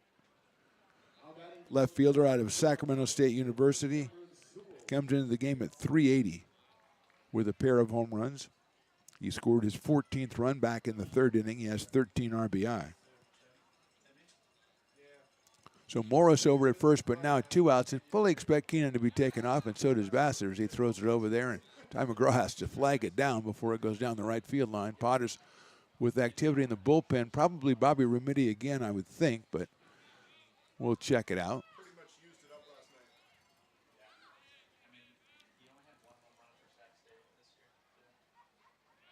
There's the pitch. It's inside and gets away, and Morris is in at second base with the stolen base.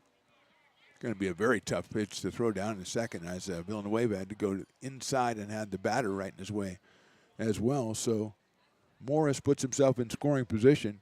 It's a 1-ball, no-strike count on Cameron Sewell.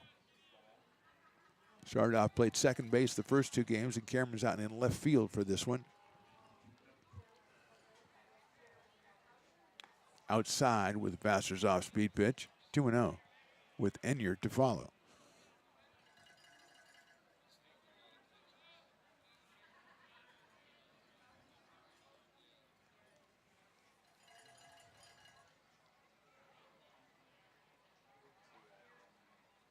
Line drive.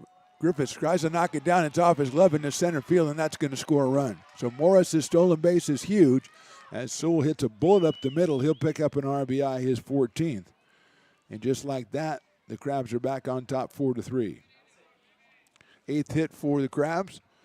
first for Cameron Sewell, and Adam Enyart comes to the plate. He is grounded back to the pitcher and has an RBI single of his own.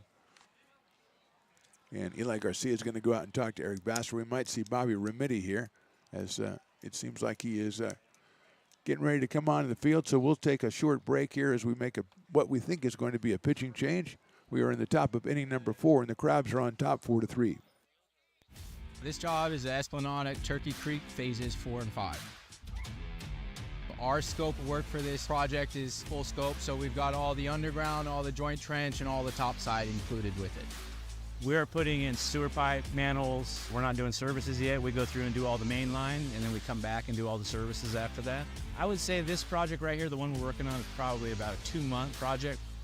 It's very costly to the developer, so beating the schedule is very important, more important than most projects.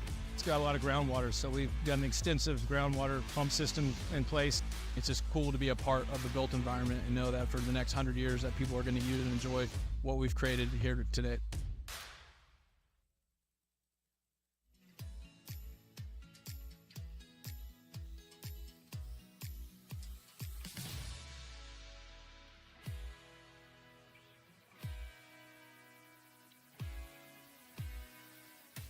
Hi, Bill Evans, President of the Placer County Association of Realtors. We're in the store, our conference facilities, an amazing team helped us keep together an amazing organization, and we thank them all. This organization can't do what it does and can't run the way it runs without the help of so many members volunteering their time. The success of the Placer County Association of Realtors is largely dependent on our active volunteer members to help our organization and industry. The work of our committees greatly impacts our ability to champion efforts across the board and giving back to the Placer County community wherever we can. Like all service organizations, I wanted to serve. And getting involved with the affiliate committee was the perfect way to do that. I love being able to serve my community with my business friends and other leaders and give back to those who are in need. The thing I love about the PCAR committees is they all work toward the same goal of bringing the community together to support those in need in our surrounding area. I instantly came to the meeting and had a wonderful time, felt like I was a part of something bigger, and it was just the start of my leadership journey. We're back here in the top of the 4th. Crabs on top 4-3. Bobby Remedi, always ready. Remedi will be making his 9th appearance, 9 1/3 innings, 8 hits, 5 runs, 14 strikeouts, 5 walks. And he faces Adam Enyart. And the pitch is outside for a ball. Bobby with a 4.82 earned run average. No wins, no losses. Sewell at first base after the RBI single put the Crabs ahead 4-3. Enyart had an RBI single last time, and he takes a breaking ball in there for a strike. Enyart grounded to the pitcher in the second, and then had that RBI single in the third, later scored. So he has 24 runs scored, or 24 RBI and 19 runs scored on the season. He is 4 for 11 in this series, and he has a win in game number 1 on Friday night. That's chopped into the hole. Griffith has it across the diamond. A long throw, and he makes it perfectly. Remedi gets the out to end the inning, but we go to the bottom of the 4th inning. The Crabs back on top 4-3.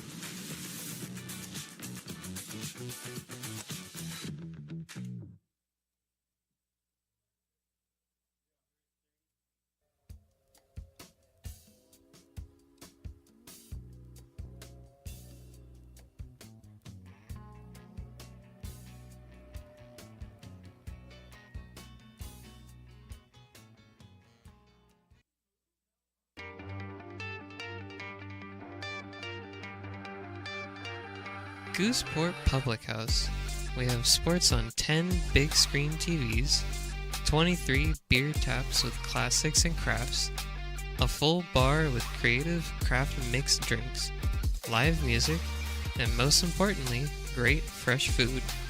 In downtown Roseville off Vernon Street, only 15 minutes from the ballpark.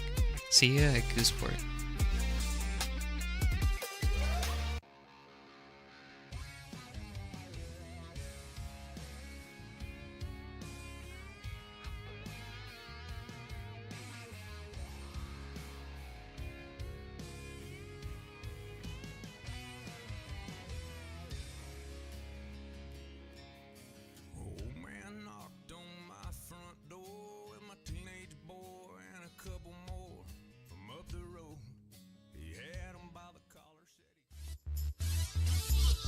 Bottom of the fourth inning, Crabs on top, 4-3. The Crabs have a new pitcher. His name is Cody Collins, making his third appearance. He's thrown for 4 innings. There's a chopper foul from Brett Griffiths to start off the bottom of the fourth. Collins, 4 innings, 2 hits, no runs, 4 strikeouts, no walks, no wins, losses, or saves, and hasn't given up an earned run yet. And he takes on Brett Griffiths, and the top of the order, Ethan Liao and Jake Labin. Breaking pitch in there for a strike.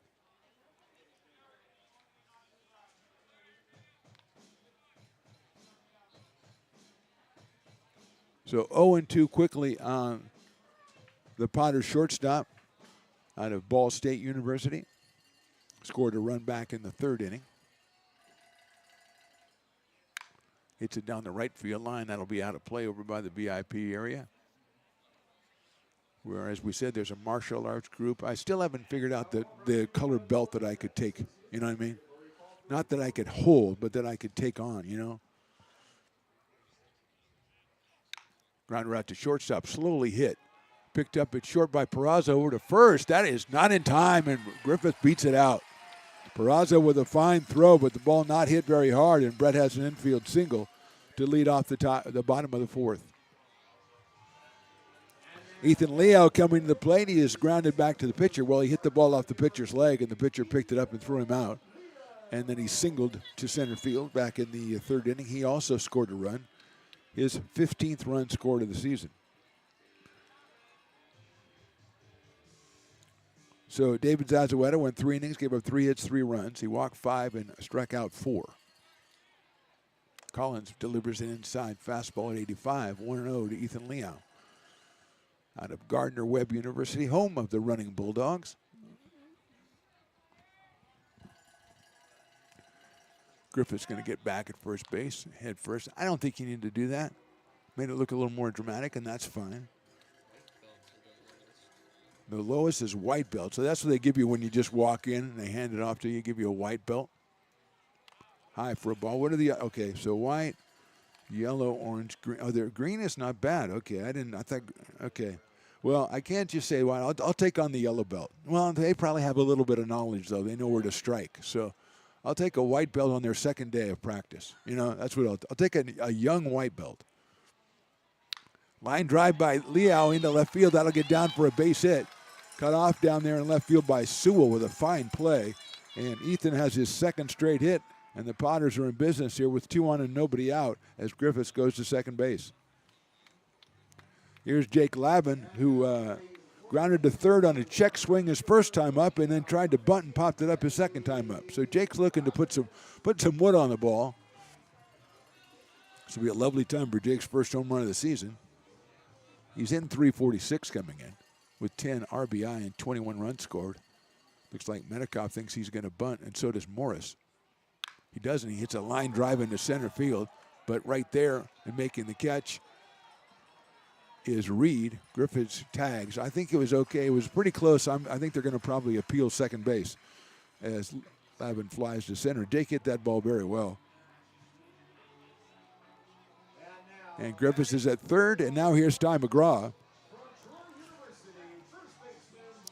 So Ty struck out in the first, walked in the third, had some trouble with Zazueta, the big left-hander, with the off-speed pitch, but he's going up against Collins now from the right side, first and third. Liao at first, Griffiths now at third. Good job to tag up on that fly. McGraw takes a little bit too high for a ball. Tie with 25 runs driven in and now 21 runs scored. He's up here in the bottom of the fourth. Paniagua to follow him. Just one out in the inning. There goes the runner. They're going to throw down. He stops here, and it bounces off the second baseman. And sliding in at second and safe is Liao, and scoring is Brett Griffiths. So I don't know if that's the way they drew it up, but it'll work out perfectly.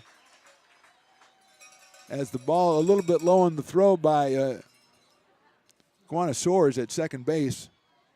And taking advantage of the ball popping up in the air, Ethan Liao goes in head first. He gets the steal. The Potters have tied the game. And McGraw now with a 2-ball, no-strike count.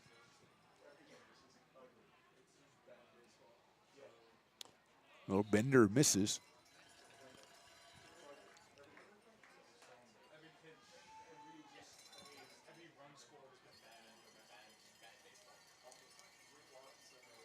So McGraw ahead in the count here. Liao leads at second. Ty hits it in the hole between first and second. That's a base hit.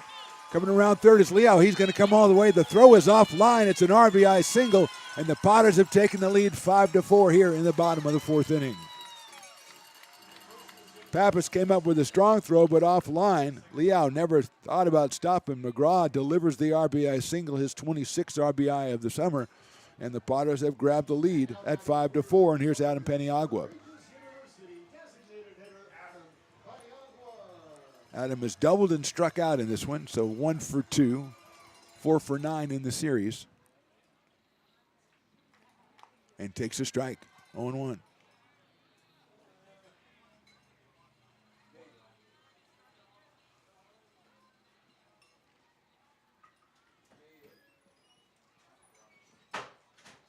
High fly ball right field. Pappas has room. It eventually comes down, and he makes the catch for the second out. So Braden Sharp will come to the plate with McGraw still over at first base. He has popped out to shortstop and drew a bases-loaded walk, so he grabbed himself an RBI back in the third inning. Braden with a home run on the season. Swings and misses at that one, 0-1, but doesn't have one here at McBean Stadium, so looking to break into that group. Got all my home runs listed on the Post-it notes right in front of me here. 1, 2, 3, 4. 11 home runs so far. Of course, I might have lost a Post-it note. Sharp takes it down low from Cody Collins, 1-0, or 1-1.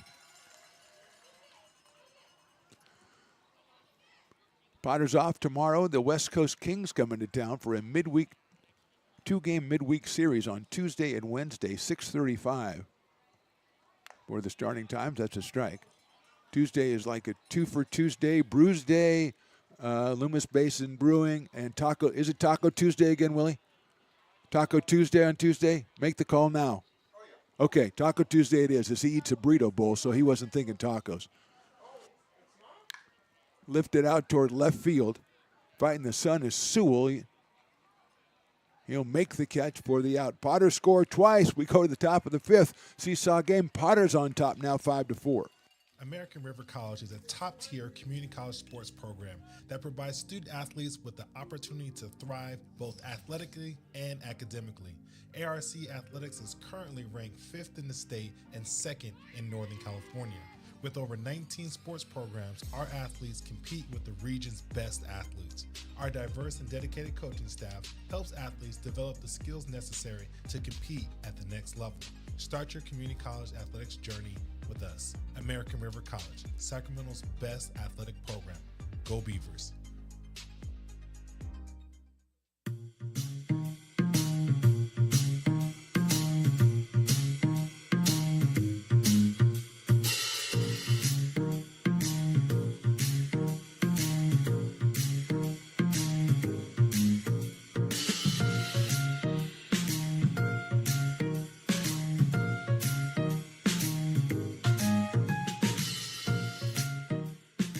I'm Bill Spear, North Valley president of Five Star Bank.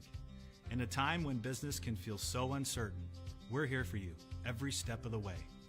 I know they have a lot of bells and whistles within their bank, but just the relationship piece here locally on the business side is huge for us. 5 Star treats us like we're number one. They're right there with suggestions, with help. So I have to bank with people that have our mission in mind. We're 5 Star Bank. How can we help you?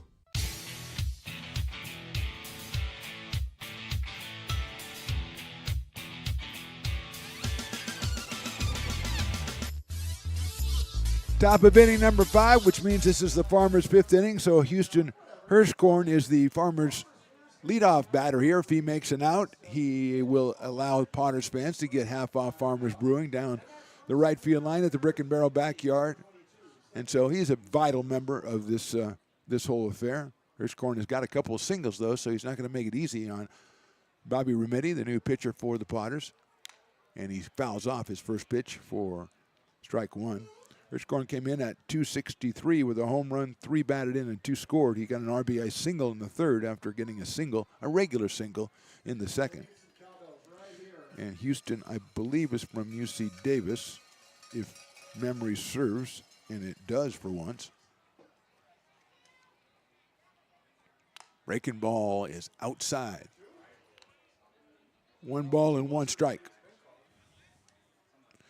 Jacob Pappas and Tate Metcalf, the next 2 hitters after Hirschkorn, here in the 5th inning for the Humboldt Crabs, who for the first time today find themselves on the short end of the score.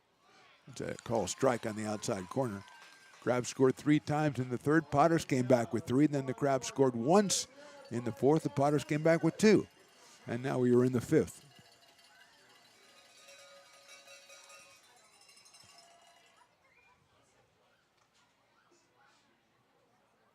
Line drive left center field, and that's going to be down for a base hit. So Hirschkorn is on fire with 3 straight hits. But luckily for Potter fans, if he is forced out at second base or thrown out stealing or something, they still get half off Farmers under Willie Preston rules. So all is not lost, and here's Jacob Pappas. He's also hot today with a couple of singles and an RBI. His 6th run batted in of the summer. Out of Fresno State, hitting .361 coming in, was over 5 in this series before tonight, 2 for 2. Check swing, did he go? Umpire says, yes, you did, and it's 0-1. That is the 9th hit already for the Crabs.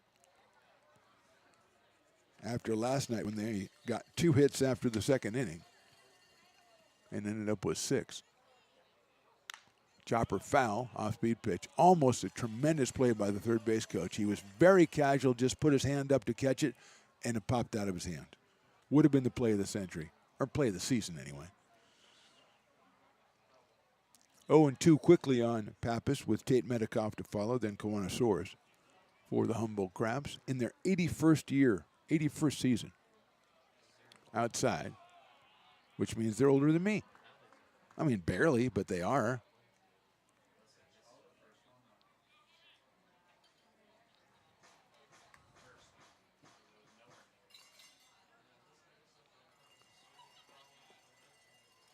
One ball, 2 strikes.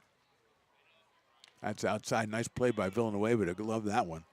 That was going headed back to the backstop.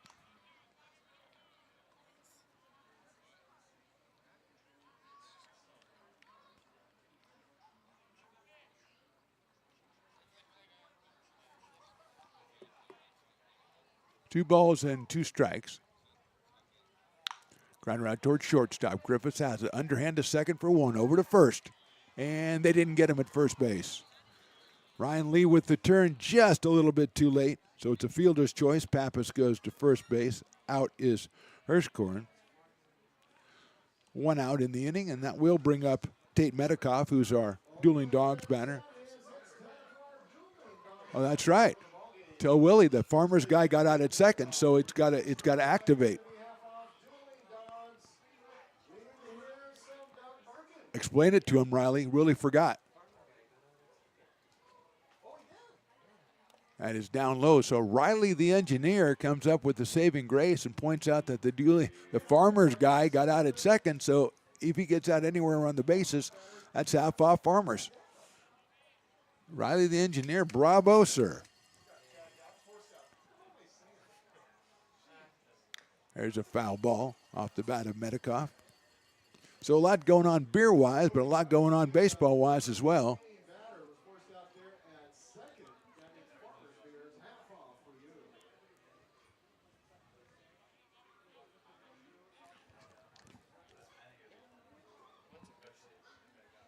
Riley, I don't believe that.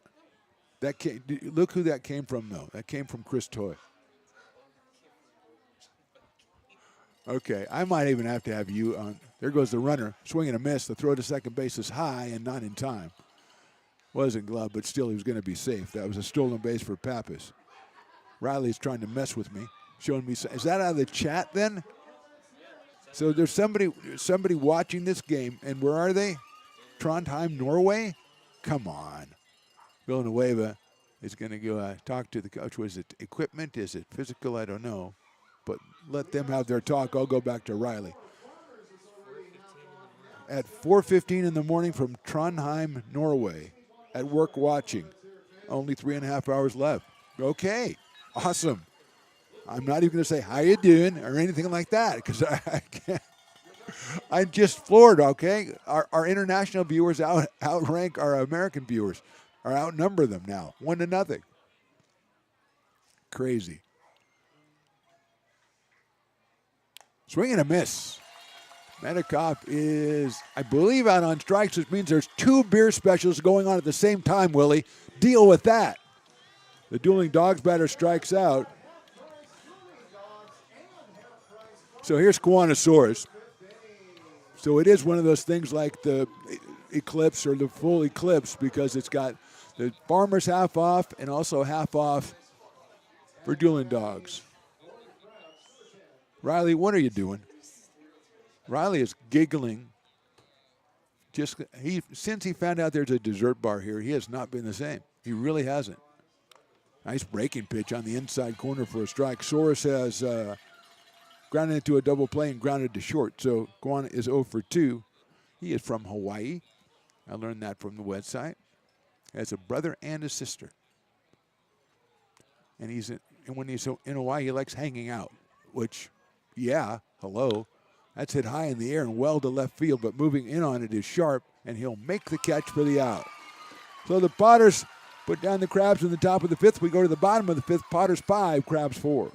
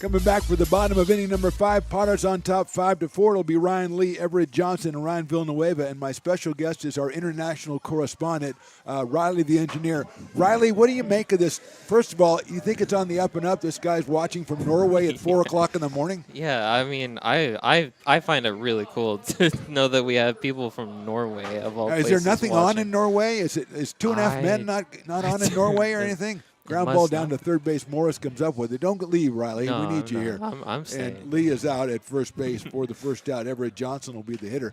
Yeah, Chris Toy brought it to my attention, but I guess it's actually, he's in Trondheim, Norway. It's 4:15 in the morning. Yep. And I guess there's nothing on.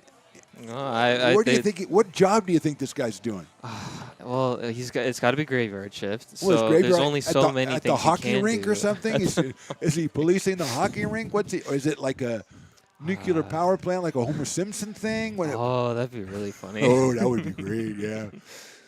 Well, we want to salute Mr. Norway, Mr. Trondheim, for checking in on the chat. I guess there's some nuggets on that chat I didn't know about.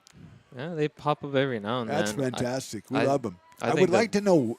I would like to know really why. Does he know I would someone? love to know too. Is he from Humboldt or something? You know. I'd also love to know why his name is Norwegian Viking. on Norwegian YouTube. Viking's a tremendous name. I know it is, and that's why I want to know. Now, I was saying, aren't there any whaling shows on in Norway? But you said Norway isn't whaling. Well, that's just to my knowledge. They could have a lot of whaling stuff I going was on just over thinking. there. Now, you think it would be all Viking histories and stuff? That was just my first thought. Yeah. 10th century Vikings is on, and then 11th century Vikings or Yeah. 9th century Vikings. Yeah. Yeah. Ninth So he's is got on the at guys 9 probably over there p.m. going, I don't want to watch this Viking show. What else is on? Hey, there's baseball from Lincoln, California in the United States. let's go check All right, that out. check it out. Hey, they got Riley the engineer on that. And they got a dessert bar. Incredible. I still need. All right, I want you to monitor all the international correspondence, Riley. I will do Bring that. me I will anybody you know from outside the country who's checking this game. It is the third game of the series, and the series is tied at 1. So there's a lot of riding on this There game. is a lot, And yeah. it is Pacific Empire League play. You're here at the right time. All right, very good. Thank you, Riley. Go away now. Oh, okay, bye. Swing and a miss, and Johnson's down on strikes. 2 outs here in the 5th inning. Cody Collins still on the mound for the Humboldt Crabs. David Zazueta went the first 3 innings, gave up 3 hits, 3 runs, 5 walks, and 4 strikeouts. Collins came on in the 4th, and now he is in the 5th with 2 outs, and Ryan Villanueva coming to the plate.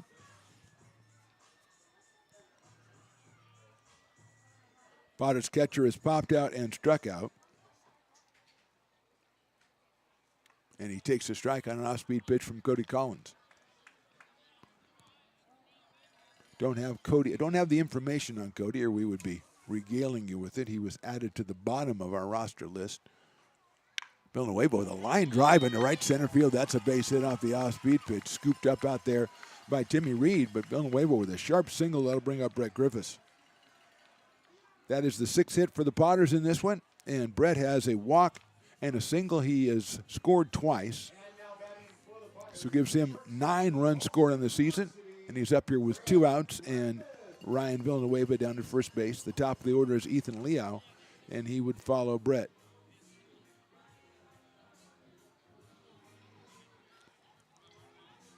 Got a timeout. He's going to fix his batting glove.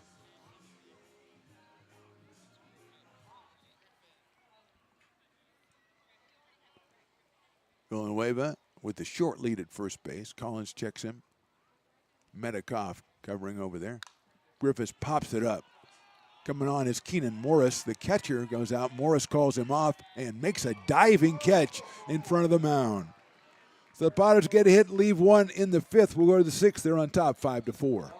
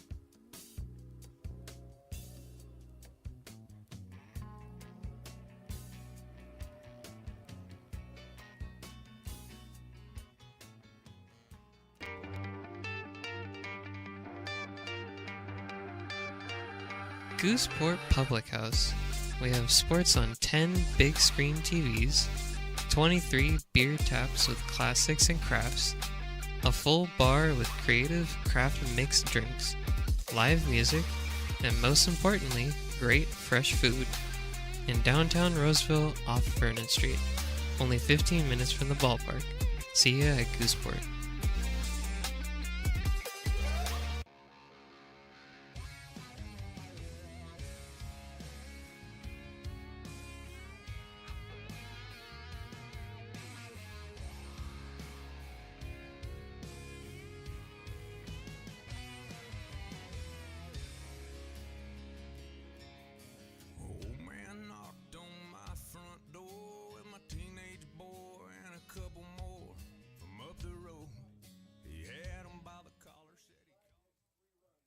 American River College is a top-tier community college sports program that provides student athletes with the opportunity to thrive both athletically and academically. ARC Athletics is currently ranked 5th in the state and 2nd in Northern California. With over 19 sports programs, our athletes compete with the region's best athletes. Our diverse and dedicated coaching staff helps athletes develop the skills necessary to compete at the next level. Start your community college athletics journey with us. American River College. Top of the 6th inning, it'll be Michael Perazzo, then Keenan Morris and Timmy Reed for the Crabs. They'll take on Nick Bronzini, who is the new pitcher for the Potters. His 3rd appearance. There's a bunt. It looked like it hit him after he bunted it, but the throw to first base will get him, and that's what's going to be called by the first base ump. He looked like he was out of the box. Let's see if they just call him in the box. It'll be a foul ball. But it looked like he was getting down the line. Villanueva pounced out on that and gunned him out, but I don't think it will stand. 3rd appearance for Bronzini, 2 innings, 5 hits, 3 runs, 4 strikeouts, and 2 walks. And so Perazzo will come back and try it again. Michael has popped a short and singled, and he was thrown out trying to stretch that into a double. That was back in the 4th inning. We are in the top of the 6th. From McBean Stadium in Lincoln, California. Sister city. What's our sister city? Riley, Trondheim, Norway. That's our sister city of Lincoln, California, we decided? Yeah. No way. So shout out the Norwegian Viking from our sister city of Trondheim, Norway. Watching now. Watching Bronzini deliver down low, so it's 1 ball and 1 strike.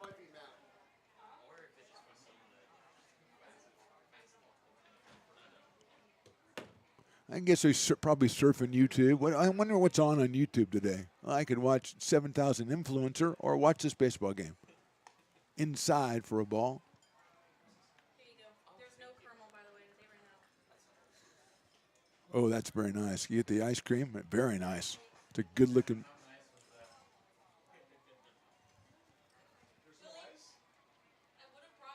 Swing and a miss. 2 balls and 2 strikes.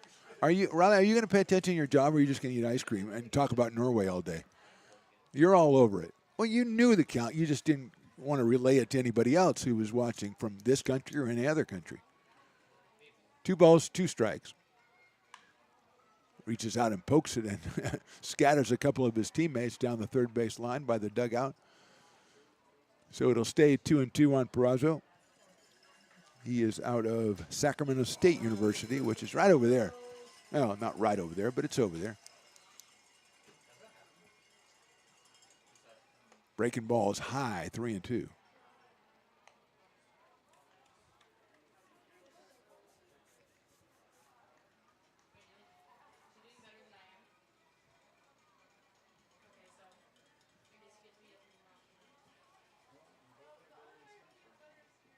Hit down the first base line, probably ball 4 inside, but couldn't take any chances, could Michael Perazzo, so he fouls that one off.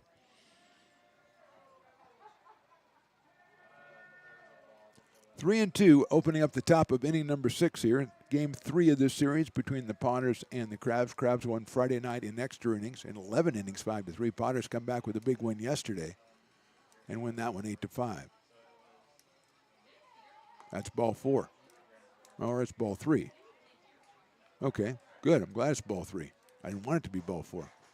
But it is ball 4 because the umpire said, you walked. And Peraza goes, oh, okay, cool. Okay. Making me doubt us, Riley, and then I think it was the batter that needed to be doubted because he didn't know what the count was. He had a lot of foul balls in there, so he probably just lost count of the count. Here's Morris, who has walked, doubled, and reached on an error, and he has scored twice, giving him 22 runs scored. And then Everett Johnson will have to move up at third base as Morris, just the kind of guy who would drop a bunt down in this situation.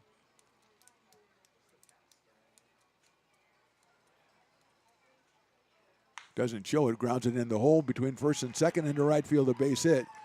Coming up with it is Lavin.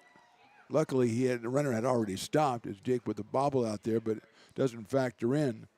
Morris gets his second hit. That's hit number 10 for the Crabs, and they have runners at first and second, nobody out, and Timmy Reed coming to the plate. Timmy Reed has struck out 3 times tonight. First 2 against Vassar, then against Remedi. Actually, all 3 were against Vassar. Remedi had come in 2 batters later in the 4th inning. So we'll see what Reed is doing here. I suspect a bunt situation, but I was wrong on the last guy. Shows bunt, gets a high fastball, and it's 1-0.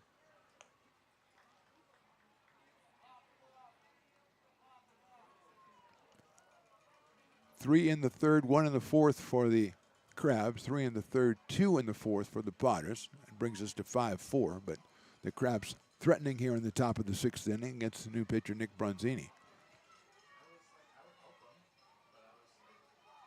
Shows bunt, pulls it back, and that one's in there for a strike. 89 from Bronzini. So it's 1-1. See if the Potters can handle it. Say it looked like Johnson was staying home at third base there. So Bronzini will have to come off the mound and go to his right and cover that area if Reed puts it down, which I think he's probably going to do. We'll see. Shows it, bunts at it. It's a slider, and he misses it. It's 1-2. Very difficult pitch to bunt right there. That's a wicked slider from Bronzini. And it's 1-2 with Cameron Sewell on deck.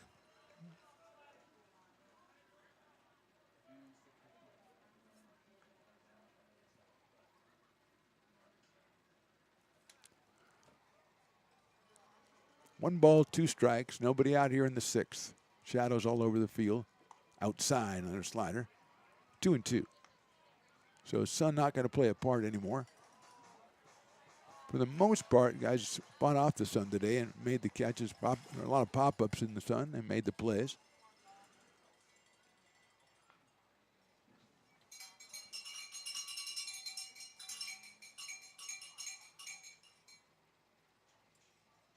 That one is just outside, 3-2.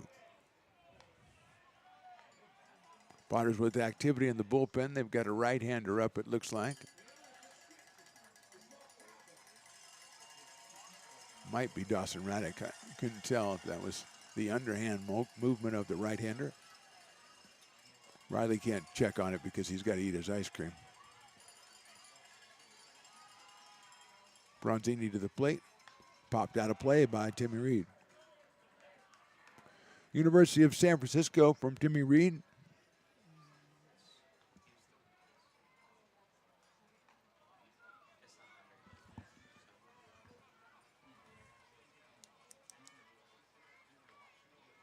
We'll do it again at 3 balls and 2 strikes.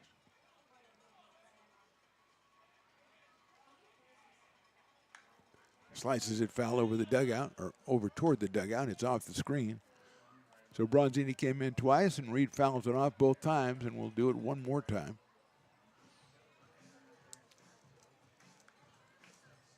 Potter fans a little disappointed. They had 2 beer specials going on in the 5th inning. Could be Russell Pettis down there.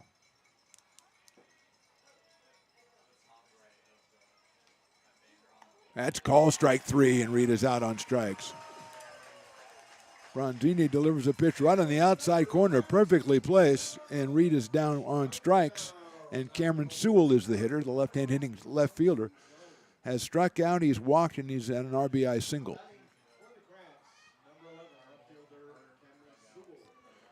Sewell out of Sacramento State. 380 on the year coming in. Picked up his 14th RBI.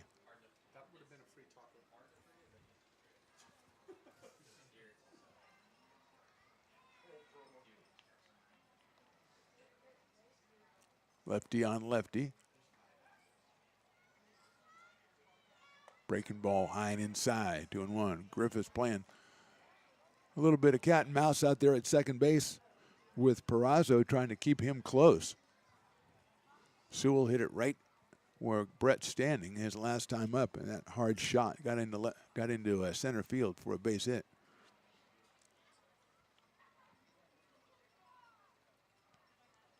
That one is high as well, 2-0. Adam Enhart to follow, and then Hirschkorn, who is 3 for 3 tonight. Houston out of UC Davis.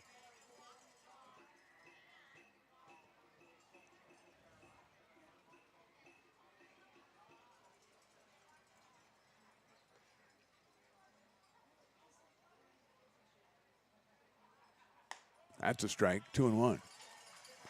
Good fastball, Brian Bronzini at 86, and he is in the count at 2 balls and 1 strike. Padres off tomorrow, then a 2-game series against the West Coast Kings on Tuesday and Wednesday. And I think it's not a Taco Tuesday is what I heard from somebody, but it is a Brews Day. $2 general admission. That's huge, Willie. Thank you for that information. That is high and inside, ball 3. So $2 general admission on Tuesday. The last time we did that, it was quite the crowd out here, quite the crowd. And it was a Brews Day thanks to Loomis Basin Brewery.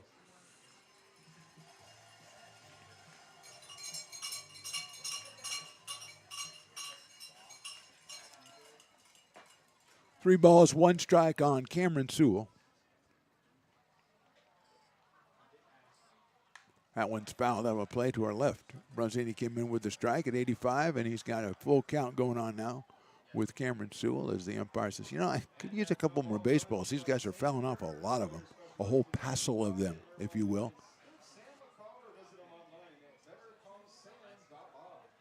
I think we should have an ice fishing segment for our guy in Norway, Riley.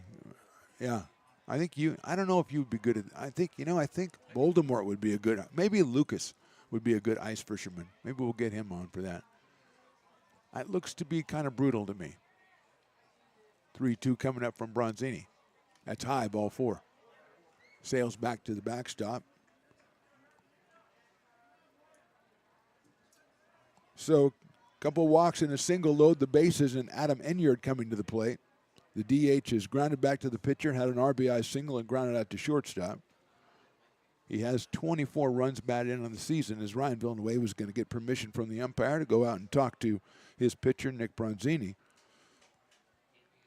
Enyard with 5 home runs and 24 runs batted in now. 19 runs scored, and Houston Hirschkorn, as we said, on deck is 3 for 3. So a couple of tough hitters right here with the bases loaded for Nick Bronzini. 1 out in the inning, and here comes Eli Garcia out to talk. And I don't know if he's going to be making a change or not, but he does have a couple of guys warming up out there, a couple of right-handers, but he'll go out and talk to Bronzini. And you're grounded back to the pitcher in the second inning, RBI single, and scored a run in the third, and then grounded to short to end the long 4th. That's when Bobby Remedi came in. He got injured, then went through the 5th inning, allowed 1 hit, and struck out 1. So Remedi, an inning and a third, a hit and a strikeout. And we're going to have a new pitcher, and we'll take a break here as we are in the top of the 6th inning. Padres still on top 5-4.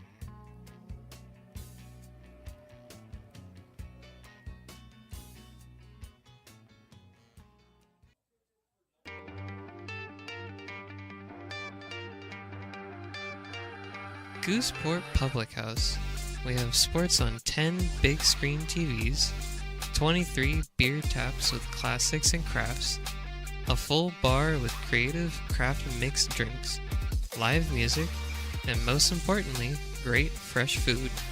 In downtown Roseville off Vernon Street, only 15 minutes from the ballpark. See ya at Gooseport.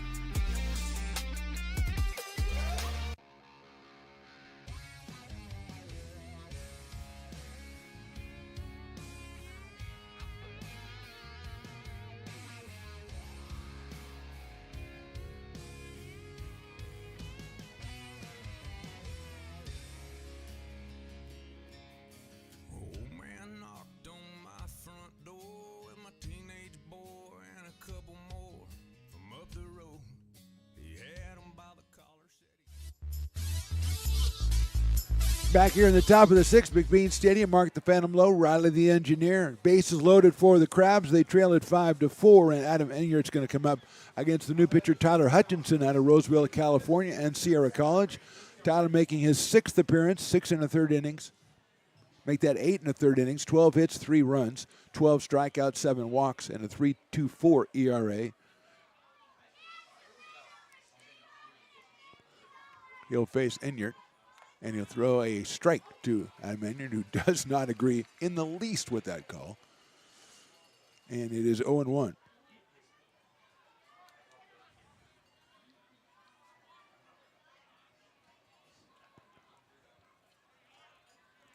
One for 3 with a run scored and an RBI for the Crabs' designated hitter.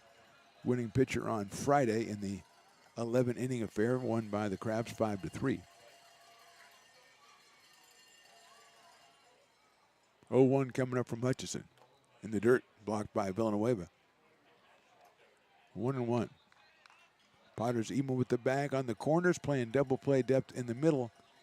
And deep and a little bit swung out around to the left for Enyart, who has 5 home runs on the season. Swingington fouls that one. 1-2. Hutchison right around 85, 86, got the kind of a funky delivery. And he's ahead of Enyart 1-2. Adam from St. Mary's College. He was 2-2 on the mound there last season.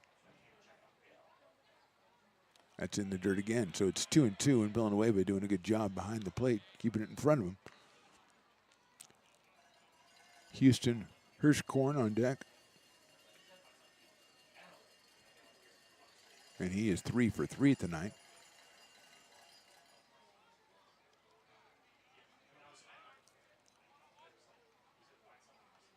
Grounder out towards second is a slowly hit, though. They're going to just go get one. And it's popped into left center field. And here comes the second run will score. Lee tried to backhand it to Griffiths and put it out into short left field. And 2-run score. And back on top are the Crabs as Morris came all the way around from second. Sewell ends up at third. It'll be an error on the second baseman. He will get an RBI, though, since the bases were loaded. And we aren't going to assume a double play. That ball was very slowly hit, so probably wouldn't have got a double play anyway. And that'll bring up Houston Hirschkorn, who is singled in the second, singled in a run in the third, and singled again in the fifth. Still nobody out here. Potter's second error of the game.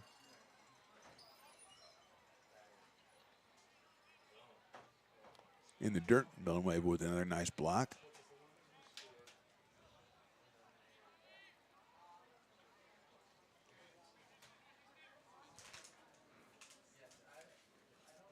Hirschkorn playing at second base today for the Crabs. Takes a strike. 1-1.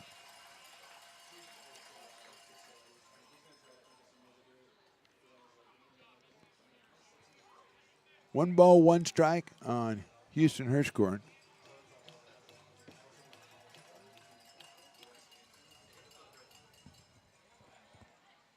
That one's popped up, out of play. 1-2. Thought his injured take off and stop down at first base. Nobody out in the inning for the Crabs. They have scored twice.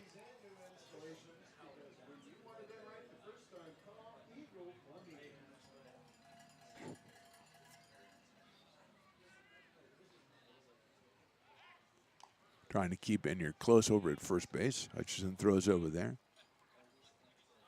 And turn his attention back to Houston Hirschkorn.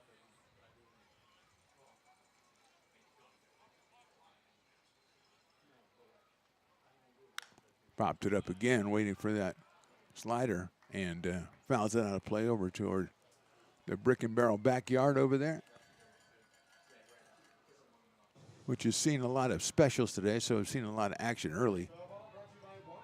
Right now, Potter fans in their seats, at the edge of their seats, as the Crabs have taken the lead back 6-5 here in the top of the 6th inning.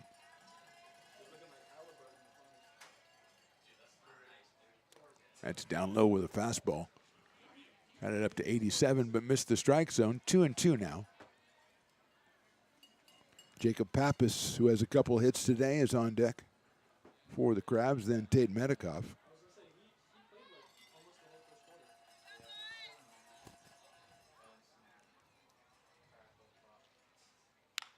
Slice foul down the first base line. That one by the Potters dugout and then into the Potters bullpen. So Hirschkorn staying alive with a 2-ball, 2-strike count. Got Sewell down at third base, Enyart over at first base. Enyart with that RBI has 25 on the season now.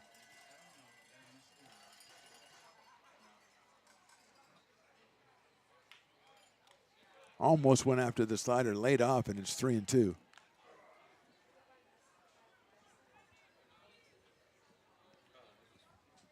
Looked over at the monitor we have in here, saw Riley rolling his shoulder. I think he played too much VR volleyball, and he stretched himself out a little bit. Yeah. Swing and a miss. Big strikeout right there for Hutchinson. 1 out here in the inning. And that'll bring up Jacob Pappas. Sewell still at third, Enyart still at first, but now 1 out in the inning. And Pappas, who is singled in the second, singled in a run at third, and into a fielder's choice in the 5th. Just beat out a double play try at first base on that fielder's choice. Stole second, but it was ended up there. He pops that one up to right field. Lavin makes the catch for the out. So the Crabs score 2 here in the inning, and we go to the bottom of inning number 6, and the Crabs are back on top 6-5. American River College is a top-tier community college sports program that provides student athletes with the opportunity to thrive both athletically and academically. ARC Athletics is currently ranked 5th in the state and 2nd in Northern California. With over 19 sports programs, our athletes compete with the region's best athletes. Our diverse and dedicated coaching staff helps athletes develop the skills necessary to compete at the next level. Start your community college athletics journey with us. American River College, Sacramento's best athletic program. Go Beavers.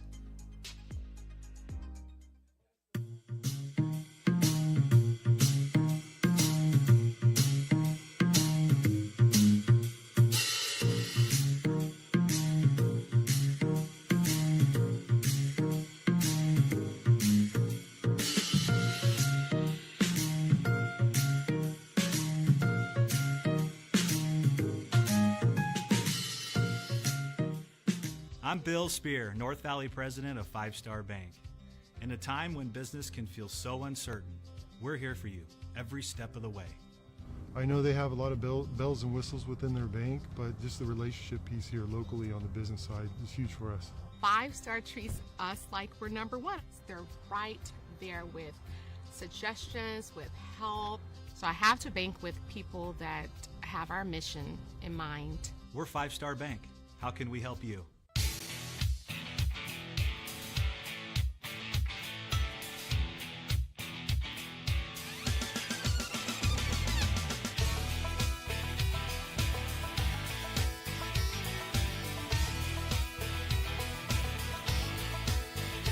Well, I walk into the room, passing out hundreds $100 bills, and it kills and it thrills like the horns on my Silverado grill. And I buy the bar double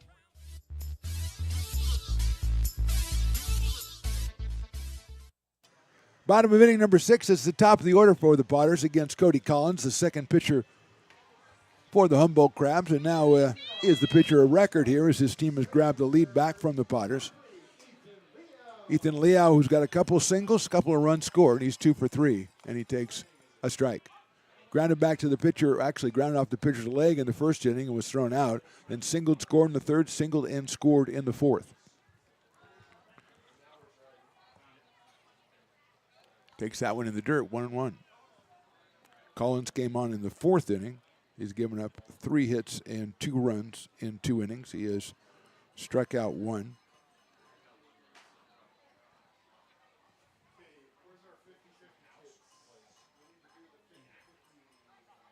Liao hits a ground ball out to shortstop. Perazo has it on the run, throws on the run and gets him a couple of steps at first base for the first out here in inning number 6.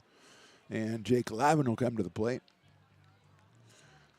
Jake out in right field today for the Potters is grounded to third, popped up, and flied to center.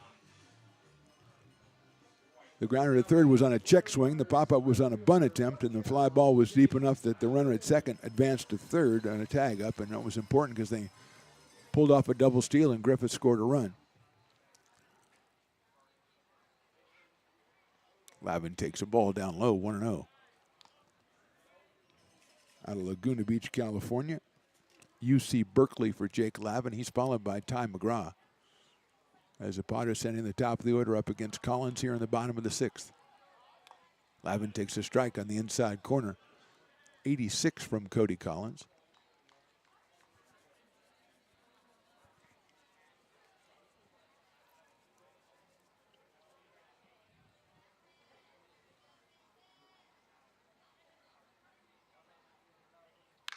Popped up center field. Reed moving over into right center. And Reed will call for it, and he'll make the catch. Hit pretty deep, actually, for a pop-up. But Lavin is out for the second out of the inning. And that'll bring up Ty McGraw. McGraw has struck out, walked, and singled. Drove in a run back in the 4th inning and scored a run in the 3rd. So his totals are 26 and 21 in those 2 categories now. 26 RBI, 21 runs scored. He has 2 home runs, and I'd say make it 3 right now. I'm just saying right now, I'm putting it out there in the universe, make it 3. Takes the off-speed pitch in there for a strike, 0-1. Adam Paniagua on deck.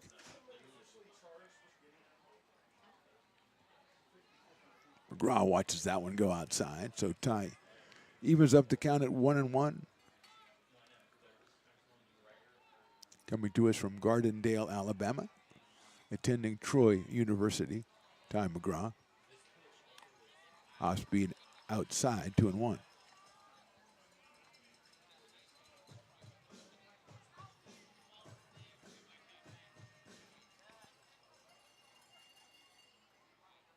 Ball 3.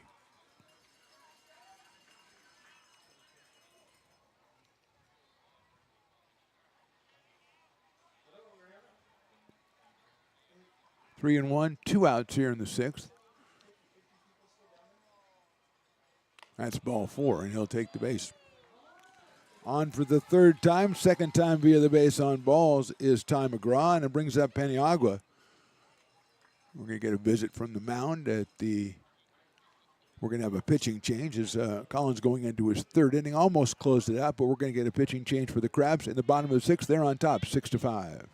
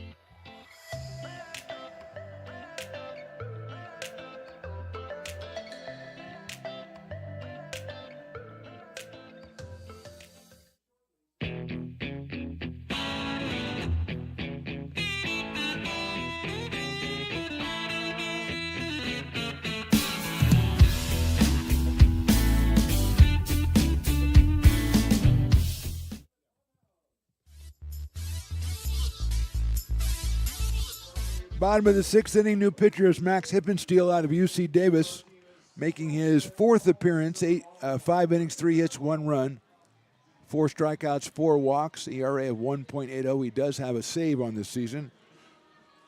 Max pitched in game 1 of this series, I believe. Yes, it went 2 innings, gave up 1 hit, 1 walk, and struck out 4. So coming off a good outing, he's got McGraw at first base and Adam Paniagua coming to the plate. He's doubled, struck out, and flied to right. Hippensteel's fastball is in there for a strike at 90 miles an hour. 0-1.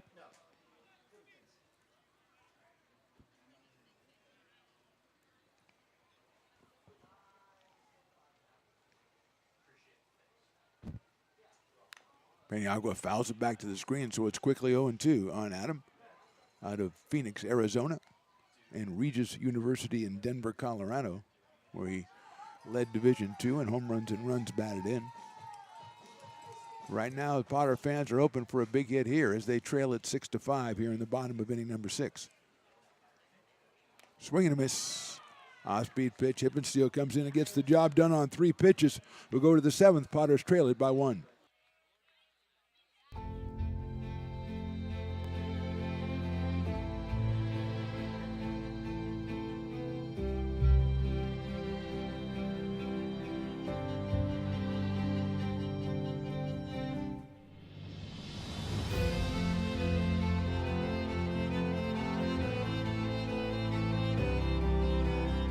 Situated on the corner of Lincoln Boulevard and 5th Street, this iconic building has been the home to several hotels over the decades, the most famous and longest running of which was the Lincoln Inn.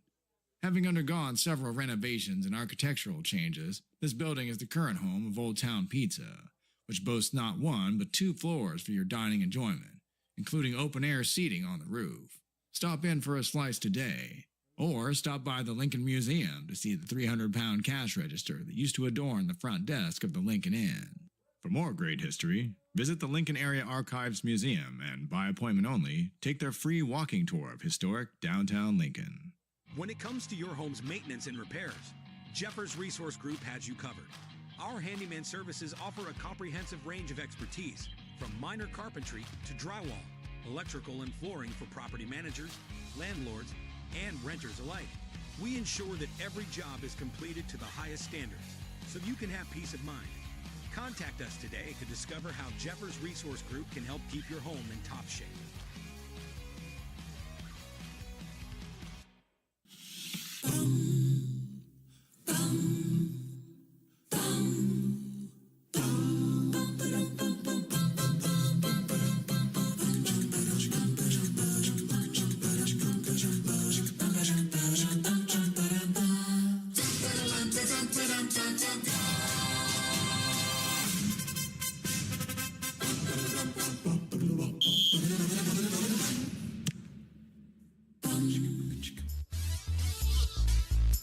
Top of inning number 7, Humboldt Crabs 6, Lincoln Potters 5. Tate Metcalf will start us off, and our new pitcher is Dawson Raddick, the right-hander from Gretna, Nebraska, making his 10th appearance, 11 1/3 innings, 11 hits, 1 run, 15 strikeouts, 6 walks.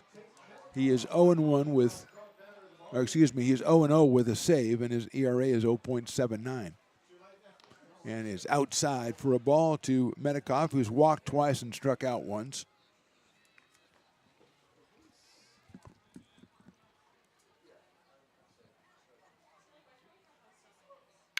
Hits it high in the air to right field and deep. Lavin's going back, and that one is gone. Tate Metcalf hits it out of here to right field, and all of a sudden it's a 7-5 lead for the Crabs. So Tate hadn't put a ball in play up until then, but he certainly put that one in play, and no doubter to the opposite field. And he leads off the 7th inning with a home run. And he'll bring up Kawana Soares, the catcher.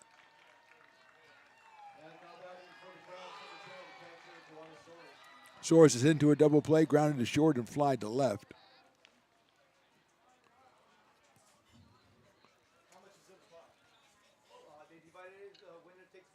Takes a strike. Soares Originally from Hawaii, went to Cabrillo College and then to the University of Nevada in Reno. And he takes ball one, so it's 1-1. 7-5 now in favor of the Crabs. We are in the top of inning number 7 from McBean Stadium. I'm Mark the Phantom Lowe. That is Riley the engineer, also our international correspondent. Outside, 2-1. Who was discovered today. First of all, he had 2 pieces of cheese pizza. Oh, I didn't ask you why cheese pizza is better than pepperoni. Well, we'll have to save that for another day when you're the food correspondent. Swing and a miss. 2-2. He also had a sundae, but they didn't have any sauce, so it wasn't really a sundae. It was just ice cream. I mean, it's still nice. It still looked pretty delicious.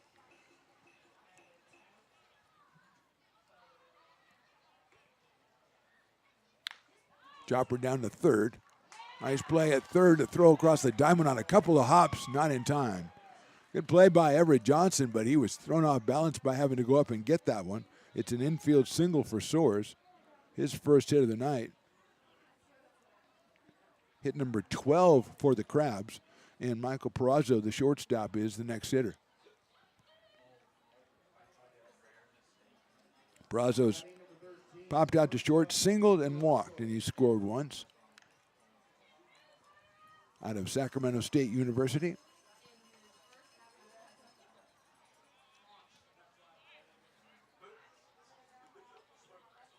Shows bunt, it's outside. 1-0. So nobody out here in the 7th. The home run by Medikoff, the single by Soares. Perazo up here, and then the top of the order, Keenan Morris on deck. Bunts in that one, fouls it off.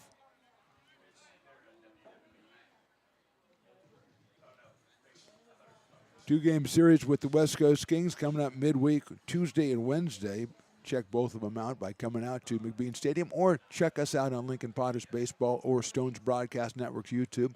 Subscribe to either or both is what we recommend. You don't want to miss a Potters game.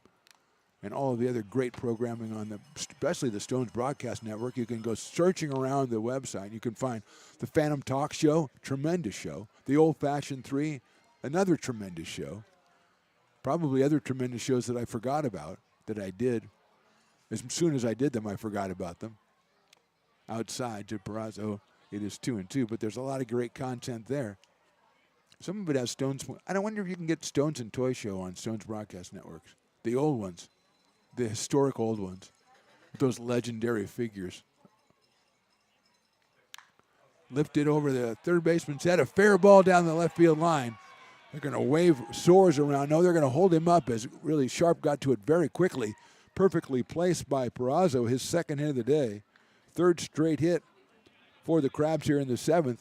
And they have first and second, nobody out. Now Keenan Morris in the top of the order coming to the plate. Morris is 2 for 3. Has been on base all 4 times and has scored 3 runs. Third baseman out of Santa Rosa Junior College came in at 361. Pushes his total to 23 runs scored on the season.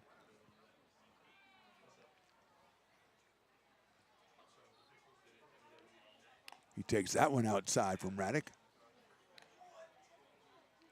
Medikoff opened up with a home run to the opposite field, then Soares an infield single. Perazo drops one over Everett Johnson's head down the left field line. Again, a great job by Sharp to get to it as quickly as he did and keep the runner at second base. Morris hits it high in the air to center. Leal's going back on it, has room, makes the catch by the fence. A tag at second, and going to third base is Soares. And Morris is retired for the first out of the inning, but now runners at first and third, and Timmy Reed coming to the plate. So it looks like we got a pinch hitter coming up. So we will get that identity to you quickly. That's Tyler Howard, who we've seen a couple of times during this series. So Howard comes on for Reed in the 7th inning. Timmy had a tough night, 0 for 4. So Howard comes on. Howard 1 for 9 in the series so far. Does have a run batted in. He is out of UC Davis. And he steps in here with 1 out and 2 on. Crabs have already scored a run in the inning on the Medikoff home run, but they've got Soares at third and Peraza at first. Cameron Sewell on deck to follow Tyler Howard.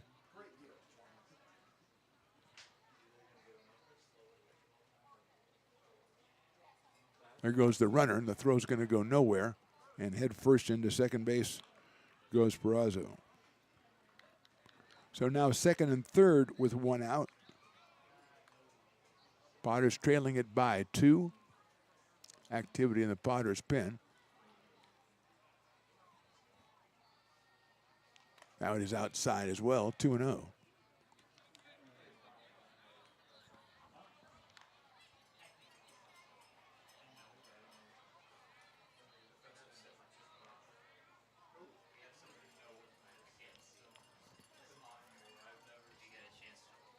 Two-0 is fouled off. I think that's the one that Howard was waiting for. That one came right across, right in the middle of the plate, and he fouled it off, so it's a 2-ball, 1 strike count.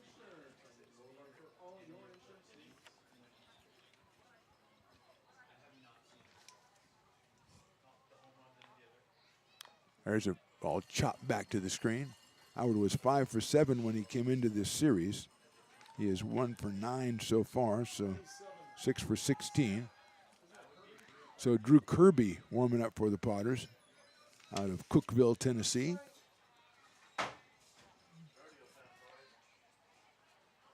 Two balls, 2 strikes on the pinch hitter, Tyler Howard.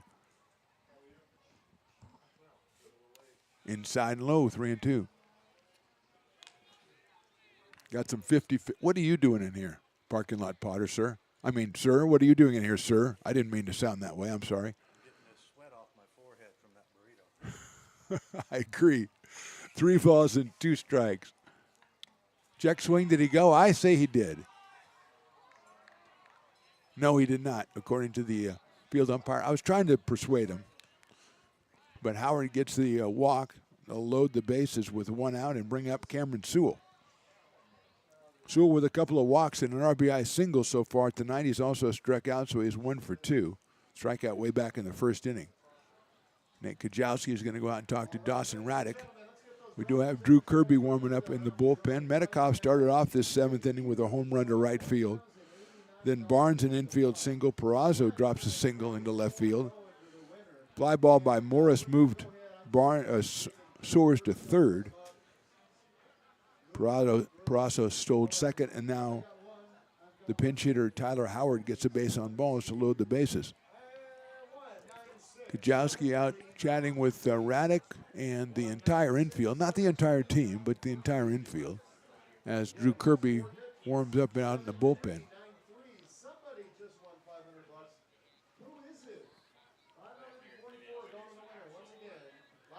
A big 50-50, $500 over there? Wow, that's tremendous. That's absolutely tremendous. Did we win? Did we win the 500? And now here comes Eli Garcia. So I think we will have a pitching change. And Kirby has warmed up. Now they're looking down to the bullpen. And here comes Drew Kirby. So it's time to step away in the top of the 7th. The bases are loaded. And the Crabs are on top 7-5.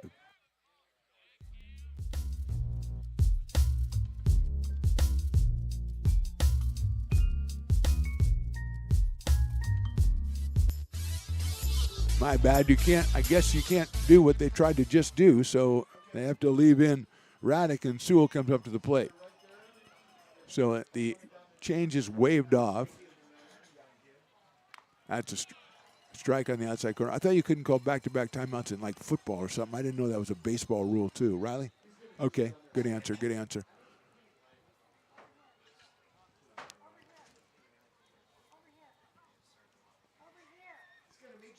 The girls with the 50-50 went up to the Humboldt broadcaster and wanted him to deal with doing the 50-50. And he's like, I'm not the guy. I'm the guy from Humboldt. That's Liam right there, man. Come on. Everybody knows that. Everybody knows Liam. He's a legend in these parts. 1 ball and 1 strike on Sewell. He takes outside, 2-1. Sewell, 380 coming in. Picked up an RBI. That's his 14th of the season. Also his 14th run scored out of Sacramento State University.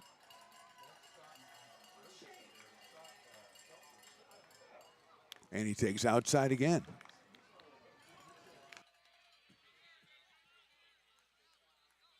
Three and one on Sewell.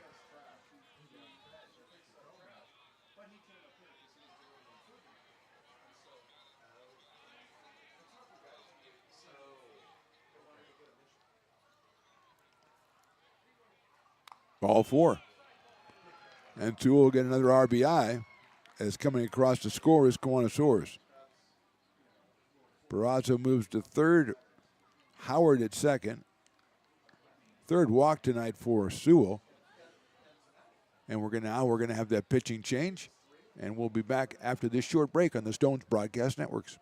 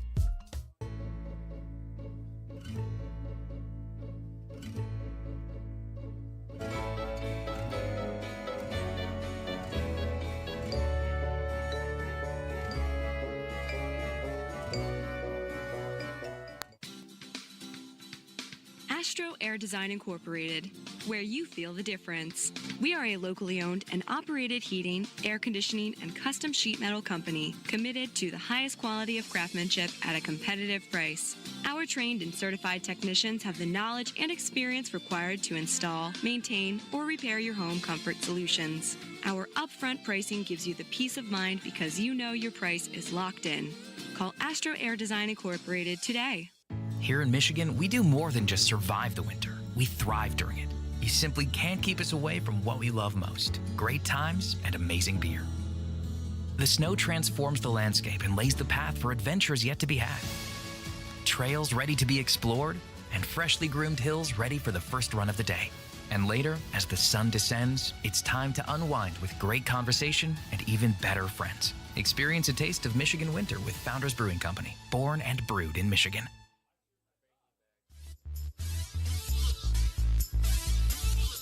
Drew Kirby is the new pitcher for the Potters. His 7th appearance, 6 innings, 2 hits, 1 run, 10 strikeouts, 2 walks.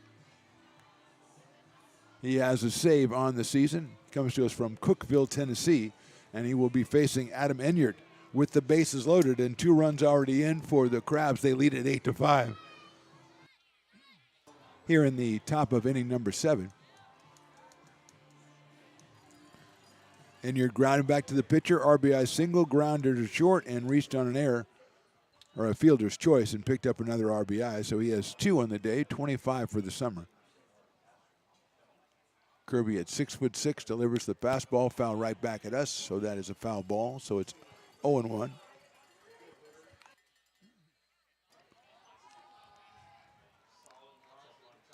Medikov started things off with the home run, then things went south in a hurry. 2 singles, a fly out, and 2 walks. And Raddick is replaced by Drew Kirby. He is the 5th pitcher for the Potters tonight. Make that the 6th pitcher for the Potters tonight. Fastball is in there for a strike.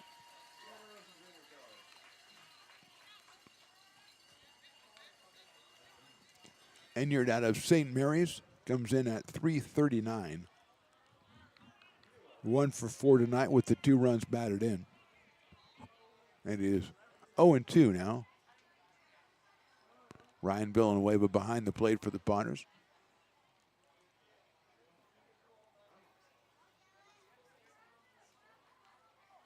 It's lined out to right field. Lavin goes back, going to get over. It's over his head and go all the way to the wall. Here comes one run, here comes two, here comes the second run is in. It's a double, a two-run double for Enyard, and it's now 10-5 for the Crabs. Barrasso scores, as does Howard. Sewell makes it over to third. Enyard now has 4 runs batted in on the night. And he seemed a little overpowered by the first 2 pitches, but he turned that one and hit it over Lavin's head in right field. 4th hit in the inning and the 4th run in the inning for the Crabs, and they're not done yet, at least in their minds, as Houston Hirschkorn will be the hitter. He is 3 for 4 in the game tonight.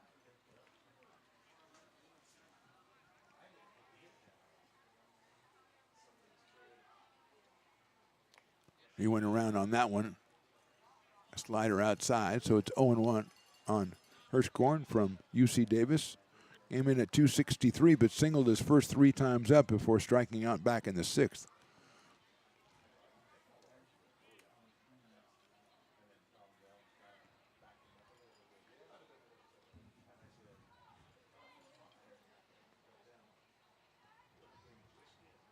That's outside. Villanueva blocks it.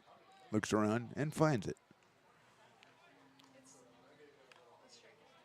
We are in the top of inning number 7 here from McBean Stadium.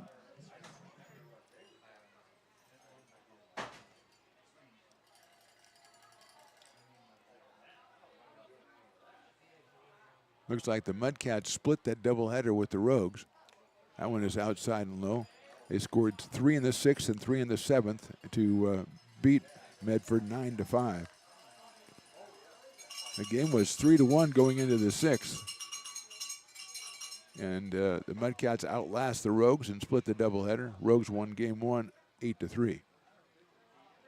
Only other PEL contests on this evening. That is in there for a strike. 2-2 now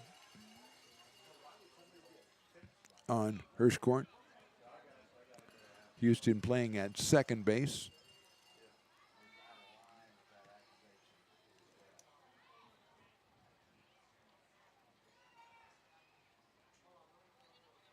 Fastball misses high and outside, runs the count to 3-2. I think that's the first loss for the Rogues in PEL play. I think that's the 3rd win for the Mudcats. Maybe 2nd. I know they beat the West Coast Kings earlier on. 3-2. Fouled out of play by Hirschkorn. So it'll reset and go again at 3-2. Jacob Pappas, the right fielder, will follow Hirschkorn. Sewell down at 3rd, Enyard at 2nd.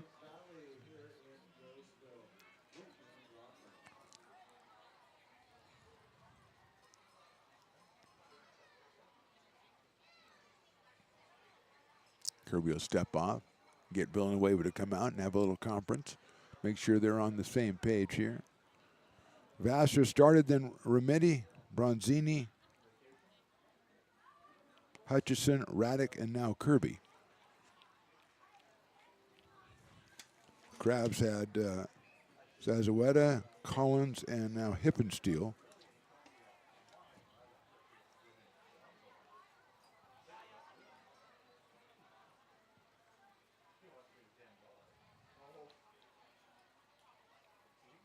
Swing and a miss. Got the strikeout of Hirschkorn for the 2nd out here in the inning, and the 9th batter to bat will be Jacob Pappas. Pappas has got a couple of singles into a fielder's choice and then fly to right. So Jacob is 2 for 4 and 2 for 9 in the series with a pair of runs batted in. He had an RBI single back in the 3rd.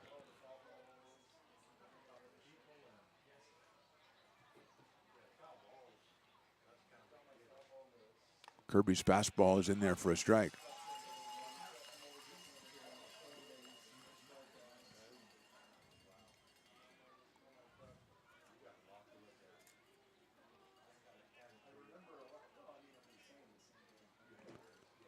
Oh and 1 on Pappas. Lifts that one foul out of play to our right, so it's quickly 0-2 on Jacob Pappas out of Fresno State University. And there's another foul ball. This one brought to you by Andres Ordez, your local State Farm agent. See Andres for all your insurance needs. Kirby working with Villanueva behind the plate to get the sign. Checks the runner at third. 0-2 is just a little bit too high and a little bit outside. 1-2. Great waist pitch by Drew Kirby. As it almost isn't a waist pitch, you kind of have to go at it. It's that close. But it called a ball. 1-2.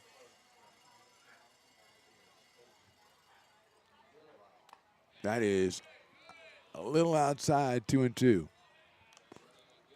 Kirby throwing these right where he wanted to, but they're a little bit out of the strike zone, so it's an even up count, 2-2 on Jacob Pappas. Picked up his 6th run batted in the season back in the 3rd inning when the Crabs scored their first 3 runs. They have 4 here so far in the 7th. Fouls that one back to the screen. Added 1 in the 4th and 2 in the 6th. 14 hits tonight for the Crabs. Potters have just 6.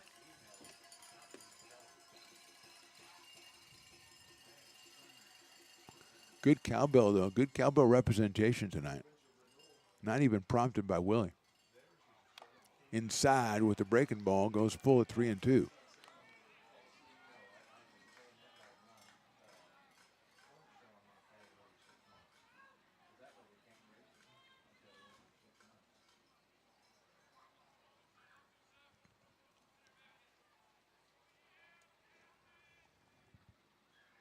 And you're at second, Sewell at third. Popped up.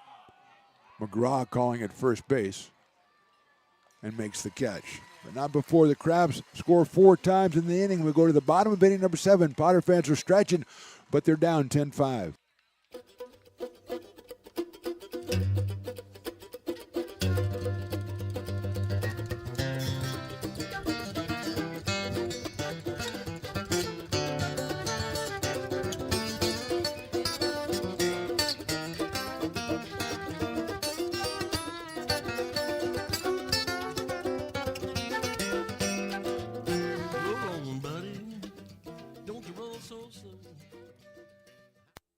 Being a laborer means everything. It was what took care of me when I was growing up. It's what takes care of me now. Because of President Biden and the money he's put into infrastructure, the need for our workforce to expand is out of this world. When our members are able to go to work on these big projects that are funded by Biden's economic investments, it means continued growth in their wages, in their pensions, in their health benefits. It means they're going to be able to take care of their families. Lincoln provides all the charm of a small town, yet still provides access to excellent local medical care. At Lincoln Urgent Care, you can find expert services and a compassionate staff available 7 days a week. Our friendly front desk staff will welcome you when you come into our brand new facility. Your wait time will be minimal at our walk-in clinic, unlike the emergency room. From broken bones and lacerations to allergies, flu shots, and illnesses, we treat a variety of urgent medical conditions. What sets us apart is not just our central location in Lincoln, but the convenience of our extended hours, including weekends. We've become Lincoln's first choice for urgent care because we treat patients of all ages for a variety of conditions and take most insurances. We're proud to be an approved provider for veterans and welcome in our military patients. From our family to yours, we're here when you need us.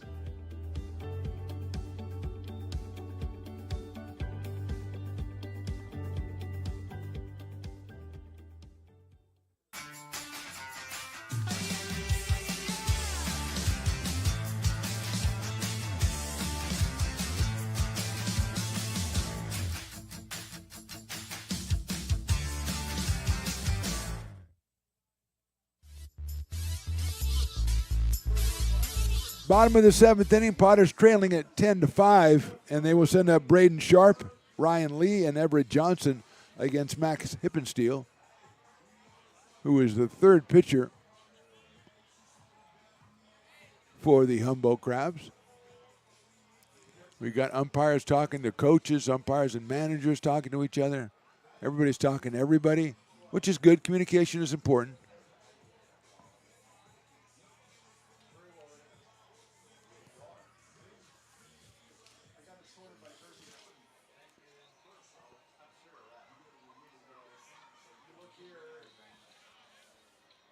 So here is Braden Sharp to start us off. Might be Zach Story on deck. I think it is Zach Story on deck.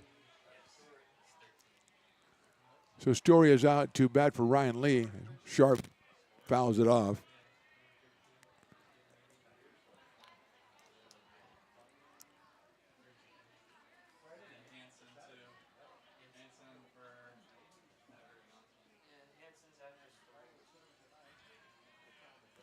So it looks like it'll be Sharp, then Story, then Jason Hansen. And Sharp takes it high and inside for a ball at 90 from Hippensteel.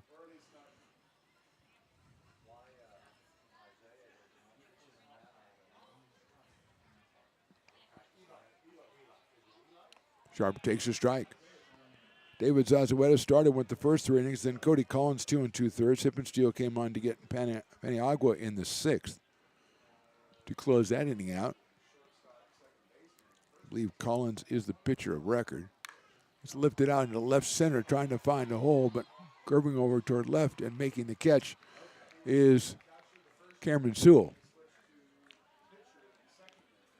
So 1 out, and the first pinch hitter will be Zach Story.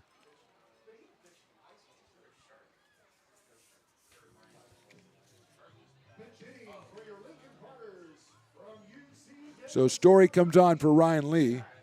Lee was 1 for 2 while he was in there, had an RBI on a bases-loaded walk back in the 3rd inning. So here's Zach Story out of UC Davis. Takes the high fastball for a ball, 1-0. Zach from Orland, California.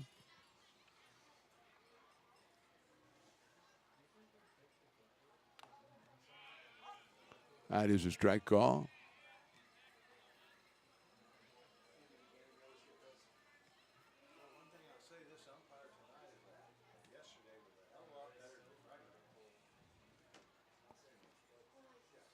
Story fouls one off. Zach getting at 214, 3 for 14 on the season. Has 1 run batted in. Joined the team along with Everett Johnson and Ryan Lee just about a week ago or so.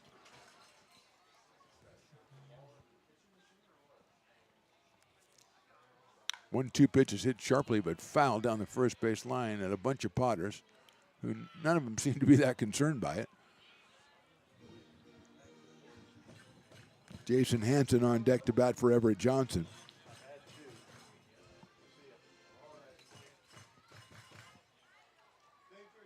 Story takes a ball, 2-2.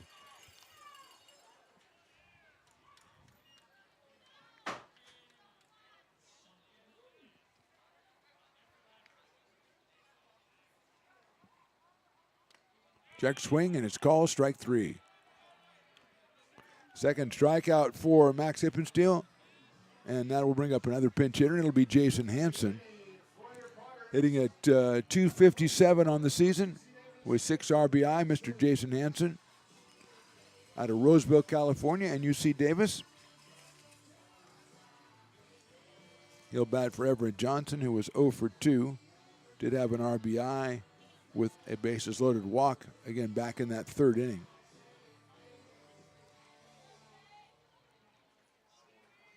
So here's Hansen inside for a ball.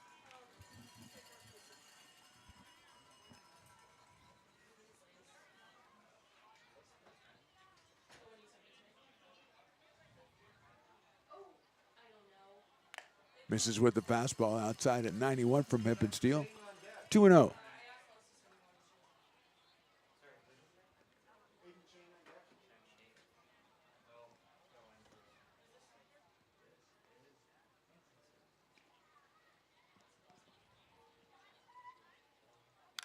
Fouled off. Hanson taking a swipe at that one on a 2-0 pitch and fouled it off. Back to our right, it's 2 balls and 1 strike on Jason.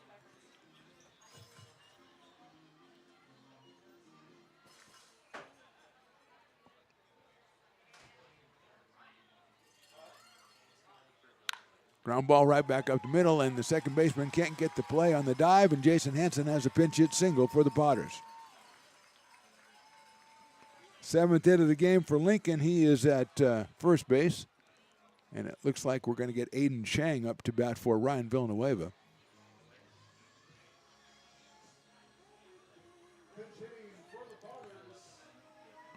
Villanueva was 1 for 3 while he was in there. And here's Aiden Chang. Chang hitting at 400. He's 8 for 20. He has a triple, a home run, 9 runs batted in, and 10 runs scored. He's up here to bat for Ryan Villanueva. And Hippensteel's first pitch is down low, 1-0.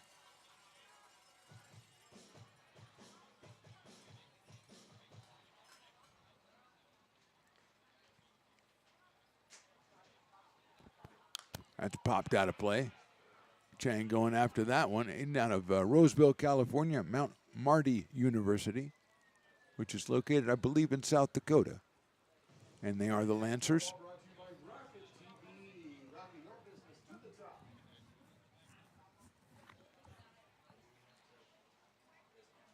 Swing and a miss, off-speed pitch from Hippensteel. Went a couple innings, gave up just a hit, struck out 4 on Friday, that Max Hippensteel. And he's got 2 strikeouts. He's given up 1 hit so far in the 4 batters he's faced. And that is called strike 3. So no runs a hit. We'll leave 1. We'll go to the 8th. It's the Crabs 10, the Potters 5. If you're in need of a seasoned DUI attorney, contact the law office of Samuel D. Burns Incorporated. We are familiar with the laws surrounding your case, and we will work diligently to minimize the negative impact following a DUI charge.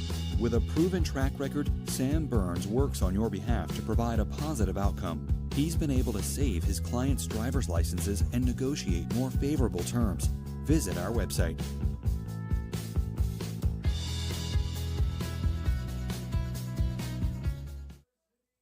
So many local businesses trust Wizix Technology Group when it comes to their office technology.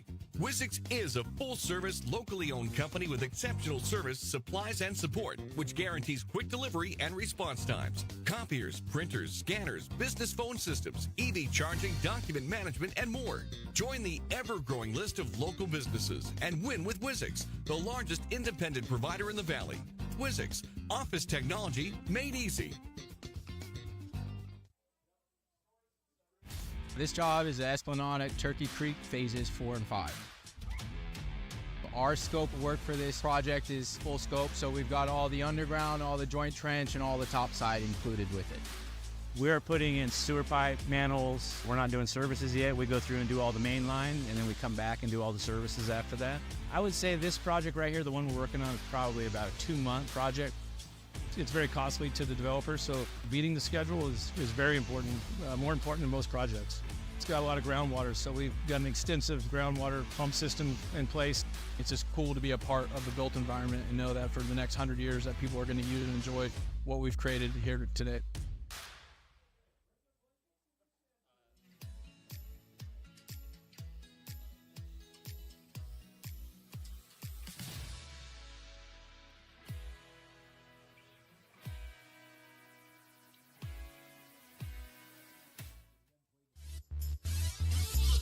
Top of inning number 8, the new pitcher for the Potters, Xavier Maldonado from Lincoln, California. 6th appearance of the season, 6 2/3 innings, 8 hits, 3 runs, 5 strikeouts, 4 walks. He got a 4.05 earned run average, no wins or losses. He'll face Tate Metcalf, who started off the top of the 7th inning with an opposite field home run over the right field fence that kicked off a 4-run rally for the Crabs as they grabbed a 10-5 lead at the conclusion of that rally. And Metcalf is 1 for 2, a couple of walks and that home run, and he fouls that back to the screen. Walk in the second, walk in the third, strikeout in the fifth, and then the home run in the seventh. That is his first home run of the season. And first hit in this series.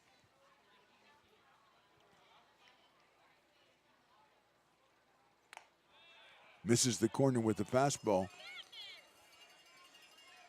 2-1. Medikov followed by Kiwanis Soares and Michael Peraza. 7, 8, and 9 for the Humboldt Crabs. Swing and a miss. The fastball gets by him. 85 from Maldonado. Out of Lincoln, California, and Sierra College, Xavier Maldonado. Make that Jessup University. My bad. Sierra College is that way, Jessup's that way. That's down in the dirt. Actually, they're pretty close when you think about it. They're both Rockland, although, yeah, Jessup is more that way. No, I was right for once. You know, 8th inning, the geography gets a little hazy.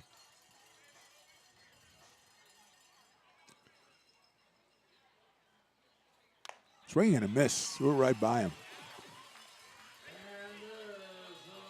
So Medikov is the first out in the 8th inning, and here is Kiwanis Soares, the catcher,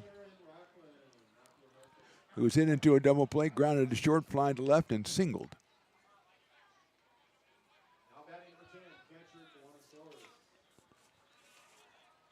So Soares, 275 coming in,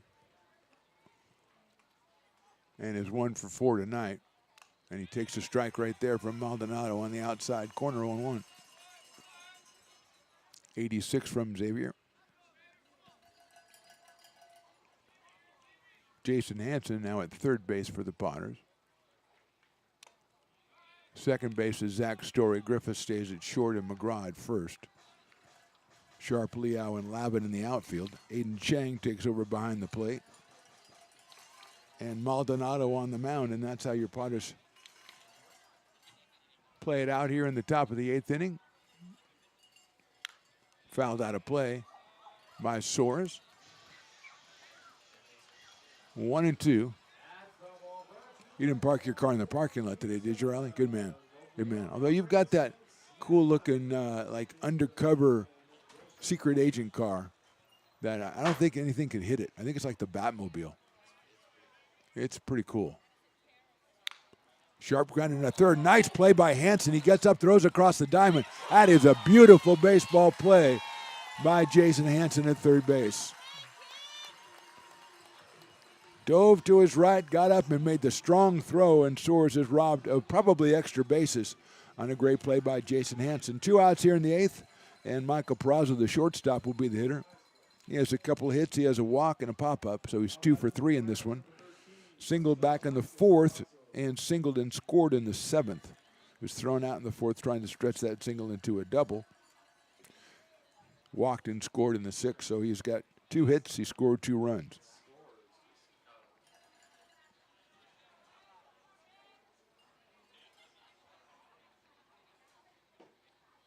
Swing and a miss. Riley, the engineer, also our international correspondent, had a moment that reminded me of myself. He says he went, picked up the roster, looked at it, and forgot why he picked it up. And that just rings home right there. Boy, bam. A little early for that, Riley, but I understand. You got a lot of responsibilities. Swing and a miss, or foul ball by Peraza. Picked it up, looks at it, scans it. I don't know what I'm looking for. And I don't know if he slammed it back down, but it's better for the story if you slam it back down, Riley. Well, you've had a lot of things. You've had, first of all, you found out about the dessert bar today. And secondly, you got a guy from Norway reaching out to you. So you got a lot going on today. A lot going on for you. You got the Sunday lifted down the third baseline. Hansen, you can't make that play too, can you? Yes, he can. Right up against the dugout.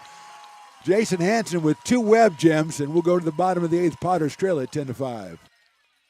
This job is the Esplanade at Turkey Creek phases 4 and 5. Our scope of work for this project is full scope, so we've got all the underground, all the joint trench, and all the top side included with it. We are putting in sewer pipe, manholes. We're not doing services yet. We go through and do all the main line, and then we come back and do all the services after that. I would say this project right here, the one we're working on, is probably about a 2-month project.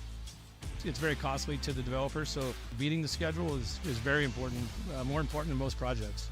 It's got a lot of groundwater, so we've got an extensive groundwater pump system in place. It's just cool to be a part of the built environment and know that for the next 100 years that people are going to use and enjoy what we've created here today.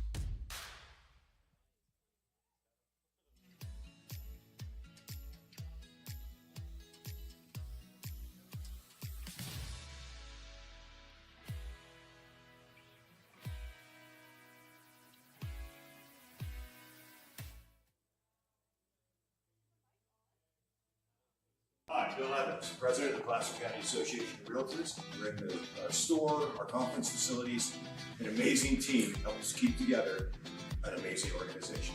And we thank them all. This organization can't do what it does and can't run the way it runs without the help of so many members volunteering their time.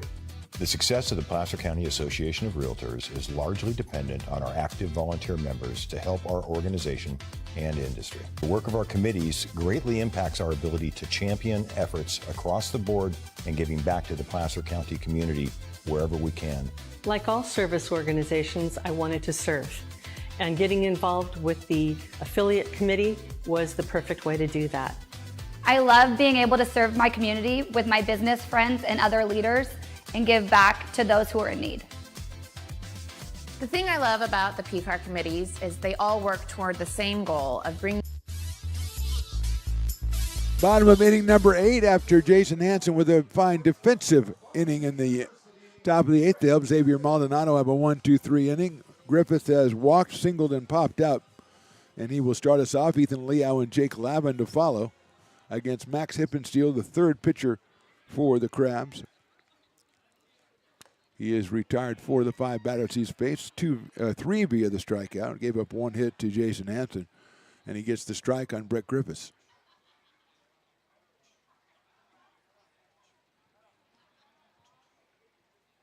That's inside and low, and just generally not a strike. Just not a strike is the best way I can explain it. 1-1. Definitely not a strike. Thank you.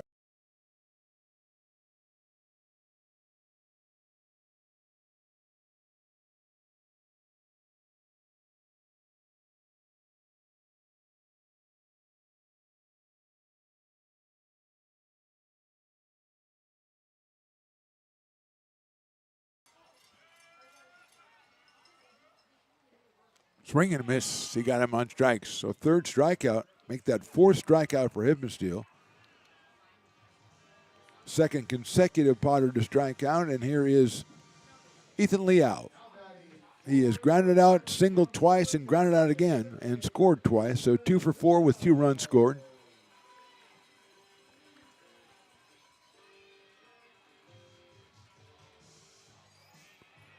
Ethan out of Dublin, California, Gardner-Webb University. Singled and scored in the 3rd and the 4th.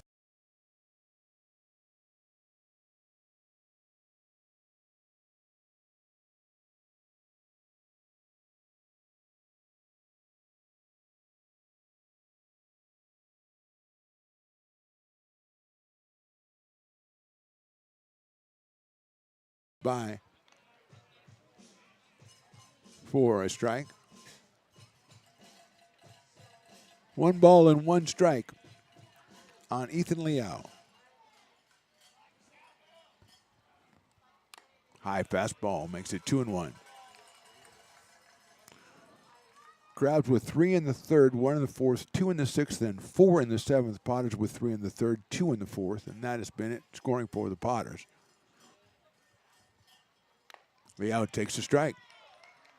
2-2. Lincoln with 7 hits on the night. 5 of those in the first 4 innings.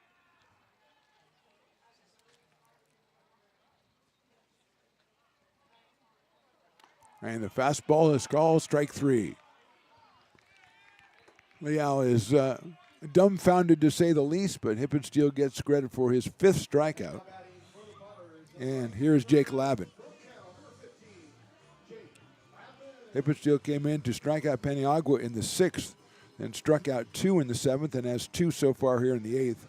And Lavin, who's had 2 fly balls to center field, a pop up to the pitcher on an attempted bunt and a check swing ground out, takes a ball 1-0.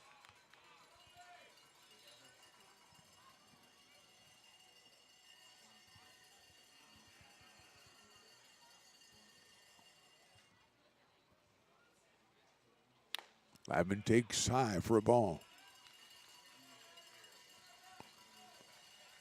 2-0 on Jake. Ty McGraw to follow him.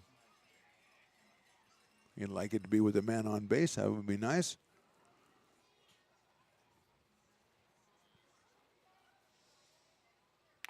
That one drops in for a strike, 2-1. Good pitch by Hippensteel. Looked like it was going to be too high and then just trying to tumbled into the strike zone. Little tumble and dice right there, 2-1. Lavin chases that one, swings and misses. 2 balls and 2 strikes on Jake Lavin.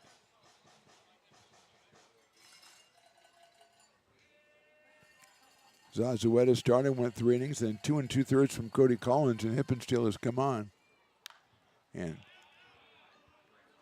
gone through 2 innings. He's gone through 2 innings of work. Closed out 1, went through a complete 7th, and now is 2/3 of the way through the 8th.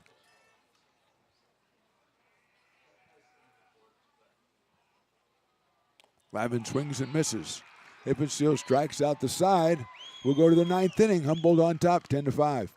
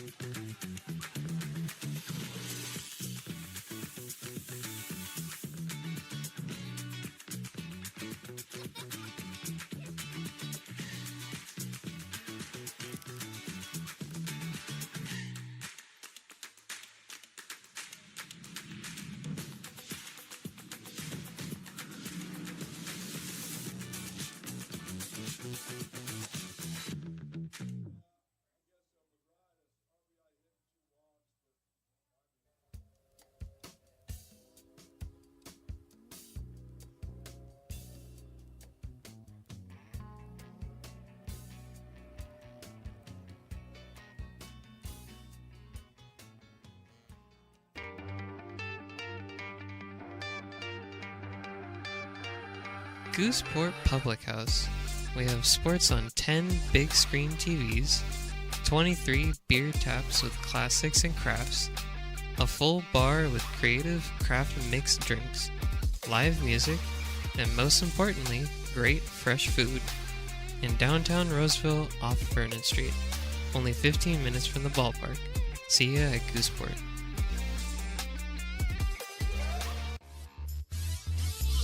Top of the 9th inning, top of the order for the Crabs, Keenan Morris, then Tyler Howard and Cameron Sewell against Xavier Maldonado, who came on in the 8th at a 1-2-3 8th inning, courtesy of Jason Hansen. But, Xavier still gets credit too.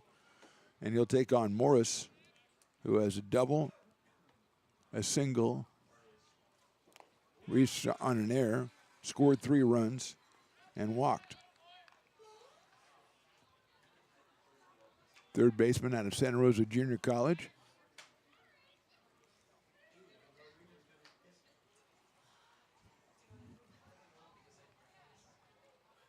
Takes outside. That one goes all the way back to the backstop.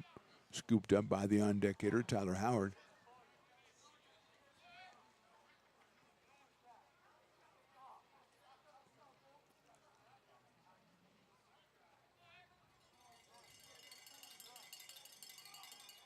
One ball, 1 strike. Morris takes strike 2.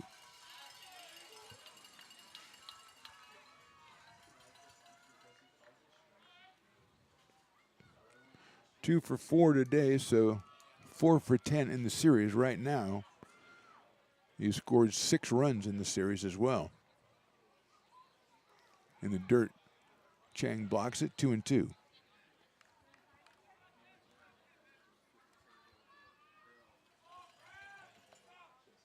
Left-hander against left-hander with Tyler Howard in the on-deck circle, then Cameron Sewell.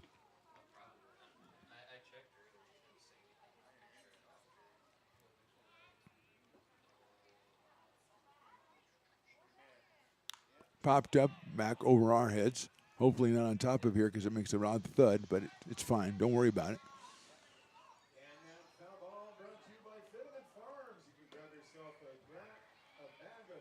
Stays at 2-2 on the third baseman, Keenan Morris. Potter's off tomorrow, then a 2-game series against the West Coast Kings right here, Tuesday and Wednesday. Those are 6:35 first pitches. Tuesday is Brews Day with Loomis Base Brewery at $4 off. Not sure about Wednesday. We'll add one Wednesday game. Oh, also $2 general admission on Tuesday. That's important. You want to mention that. Fouled off. What's the matter, Riley? Oh, that's right. Wine and Wiener Wednesday. I forgot. That was a huge success. That was a huge success the last time they had it. Wine and Wiener Wednesday. What wine pairs best with a Ballpark Frank? That's the pairing menu that night is incredible. Hayden Chang goes out to talk to Maldonado as they prepare for a 3-2 pitch to Keenan Morris.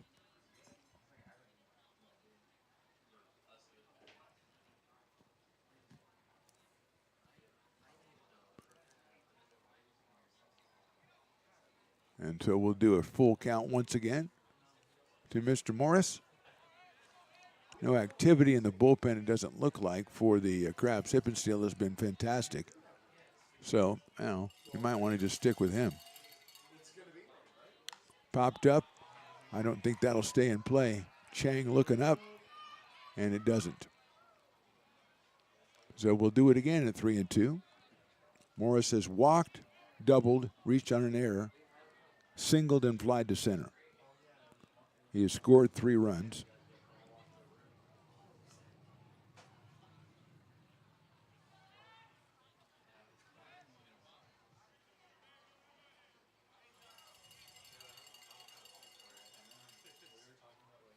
That's ball 4.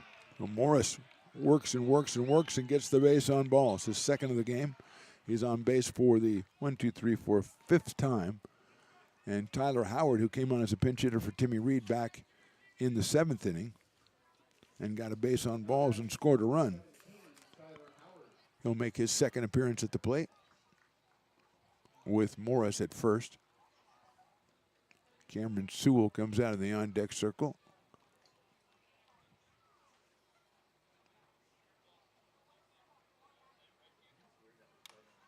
One 1-0 to Howard.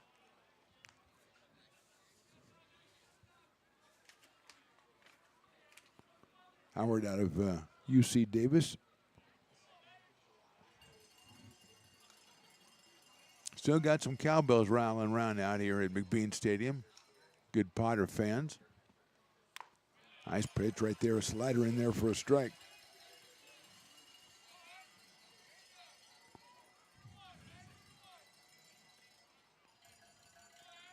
Zach Story at second base. Griffiths at short. Jason Hansen at third, and Ty McGraw at first for the Potters. Hayden Chang behind the plate. Check swing, did he go? Yeah, he did, or else it was a strike anyway, but it's 1-2. No matter how you got there, it's still 1-2.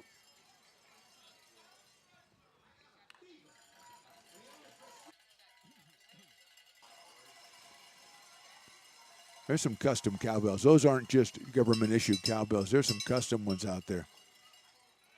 There goes the runner. The pitch is swung on and missed. The throw to second on a hop, bounces off the glove, and Morris will get up and take off for third, and he will make it.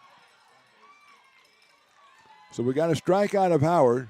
We got a stolen base, and then an error on the catcher on the throw that goes out into center field, allowing Morris to go to third, where he sits with 1 out, and Cameron Sewell comes to the plate. He has struck out. He has walked, singled, walked, and walked. So he's 1 for 2. He scored once. He's driven in 1. And he's been on base 4 times. So Morris down at third base. Infield in for the Potters. And that's outside to Cameron Sewell with Adam Enyart in the on-deck circle, the designated hitter, who has driven in 4 runs tonight to push his season total up to 27.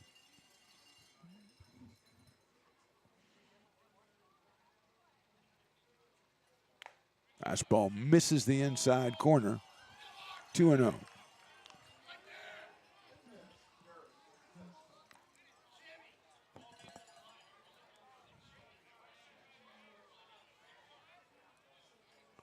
Two and 0.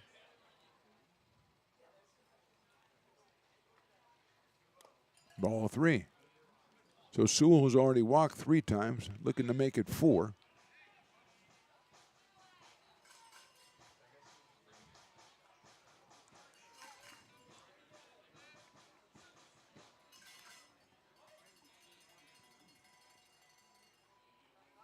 And that's a strike. Potters pitchers have walked 9 so far in this one. And 14 hits for the Crabs, so they've had a large number of base runners in this game.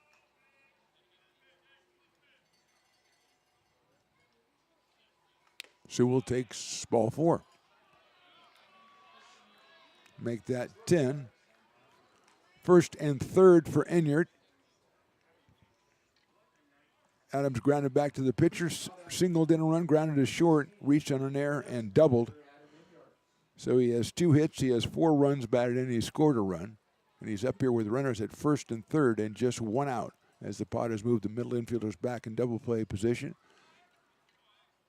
Keep Hanson even with the bag at third, and McGraw, of course, holding on Sewell at first.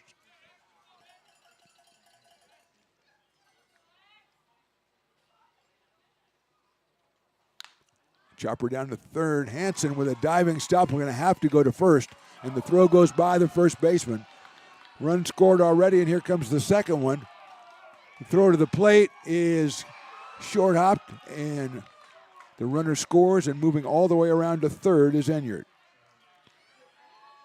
2 runs scoring on the play. Enyart will get a single. It'll be a throwing error that allowed him to come all the way around. Second error of the inning for the Potters. 2 runs scored. And it's now 12-5. Enyart will get credit for 1 RBI with the guy who was on third, Morris. And there will be no RBI on Cameron Sewell, who scored on the wild throw. So here's Hirschkorn. He takes inside for a ball. Potters bringing the infield back up as Houston is 3 for 5. He had 3 singles, then he had 2 strikeouts. So he's got a lot of trends going today. 3 for 5. And drove in a run back in inning number 3. 1 out in the inning. Look out, that hit him.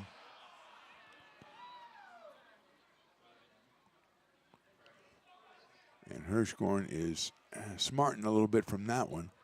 84-mile-an-hour pitch from Maldonado. I got him on the meaty part of the arm, perhaps. It brings up Jacob Pappas.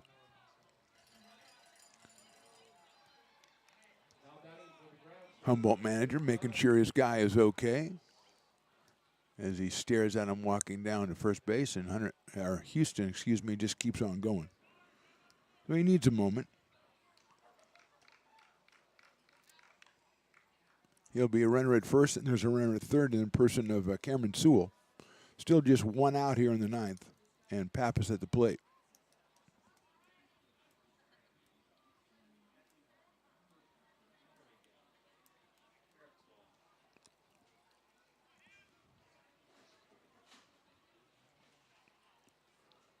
Pappas steps in. He's got a couple of singles, fielder's choice, fly out, and a pop out. So he is 2 for 5, drove in a run back in that 3rd inning in which the Crabs scored their first 3 runs. Chops it foul down the first base line toward the Potters dugout. 0-1 on Pappas. He's followed by Medikoff. He's got 2 walks, 2 strikeouts, and a home run. So let's hope he doesn't go in 2s.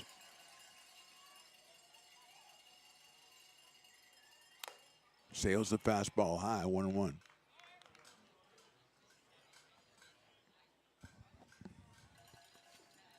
Padres will have 3, 4, and 5. McGraw, Paniagua, and Sharp in their half of the 9th. That is in there for a strike. 1-2.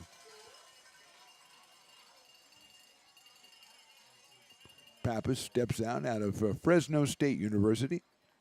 Jacob Pappas hitting .361 coming in tonight. Currently a 2 for 5 on the evening. That's inside, moves him off the plate, evens the count at 2-2.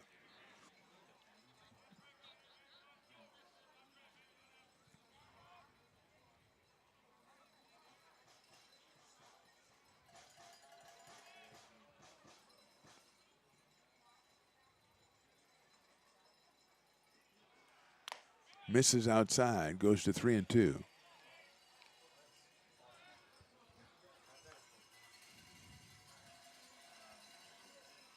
Still got the good cowbell response out there.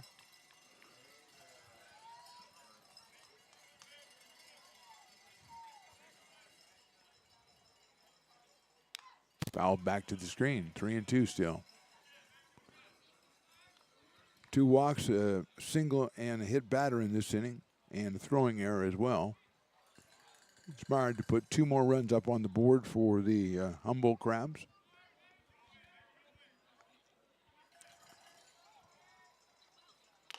Outside, ball 4. That'll load him up for Tate Metcalf. Metcalf, as we said, a couple walks, a couple strikeouts, and the home run back in the 7th inning. Meeting them. I don't think the Padres had anybody warming up, so this may be just to get somebody a chance or just.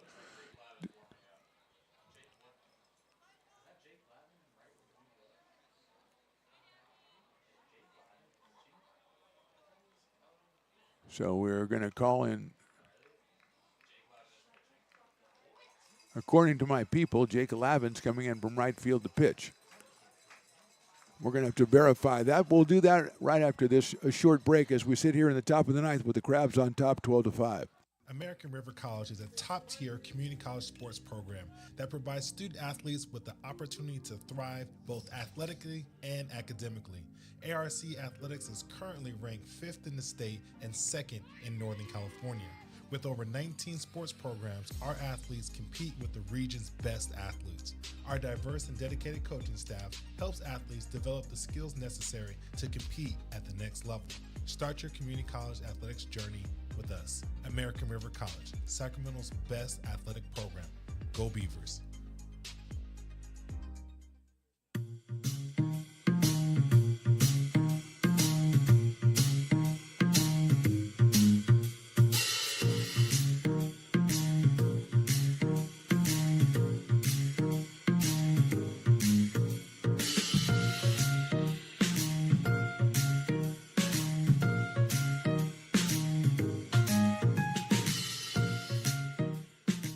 I'm Bill Spear, North Valley president of Five Star Bank.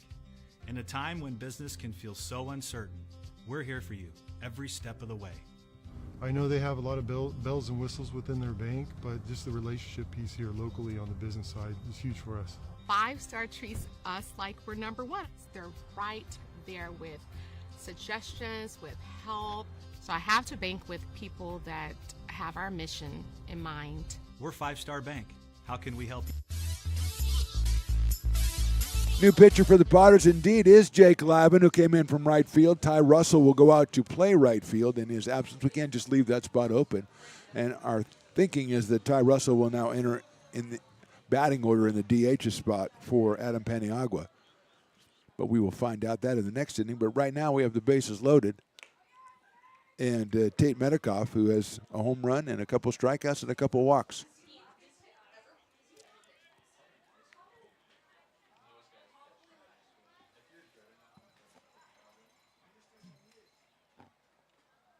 Swing and a miss, 1-1.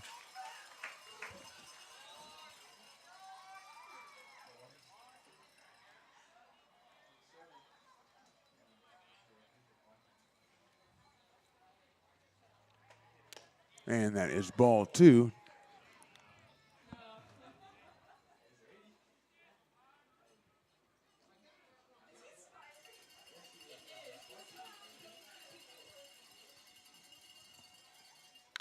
Popped up, out of play.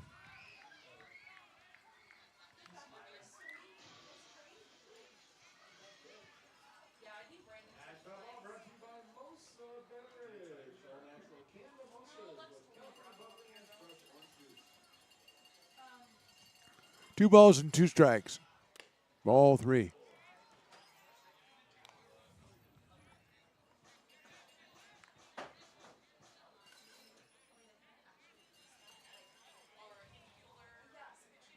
And ball 4.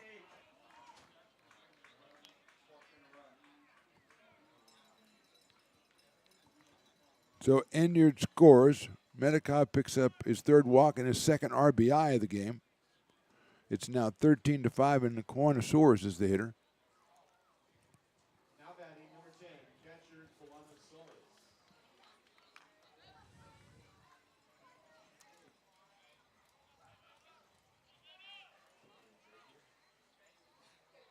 That's a strike right down the middle, 0-1. Michael Perazzo, the shortstop, on deck. 1 out here in the 9th. High fly center field. Leal will get it. It'll be a tag at 3rd. And the run will score on the sacrifice fly. And now it's 2 outs as Soares picks up the RBI. Scoring is Hirschkorn.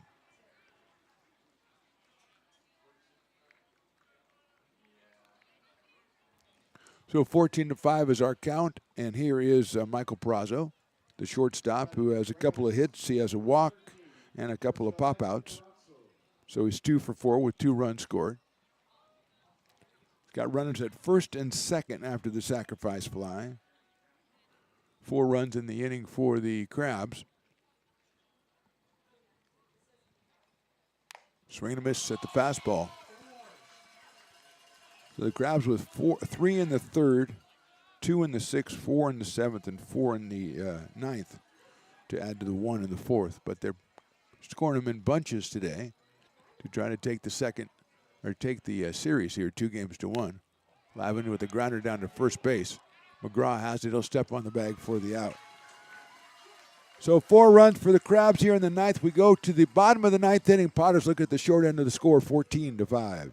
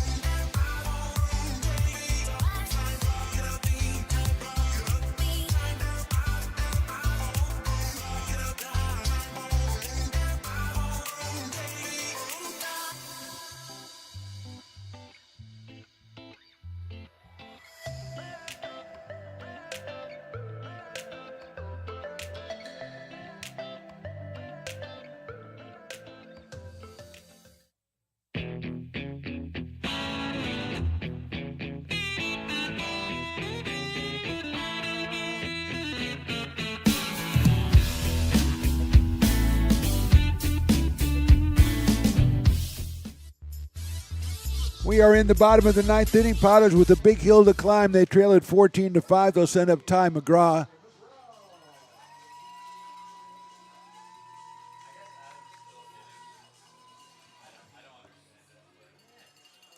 McGraw with a single and a couple of walks tonight.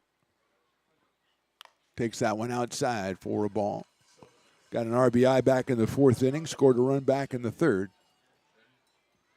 Obviously, our reckoning about the way the Potters were going to handle the Lavin move to pitcher was wrong because Paniagua is out on deck as McGraw takes ball two.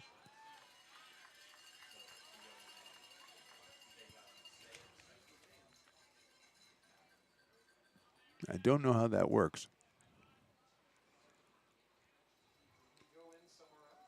2-0. Swings and fouls that one off back in the catcher's glove. So it's 2-1. McGraw with a good cut at that one. Comes in at 463.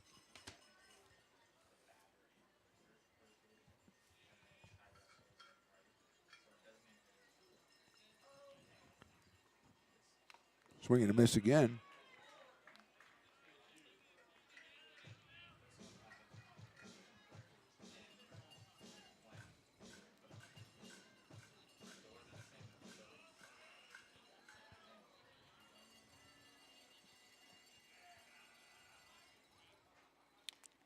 And that's the strikeout. So Hippensteel with his seventh strikeout and fifth in a row. And will face Adam Paniagua, who was doubled, flied out, and struck out twice. So 1 for 4 for Adam.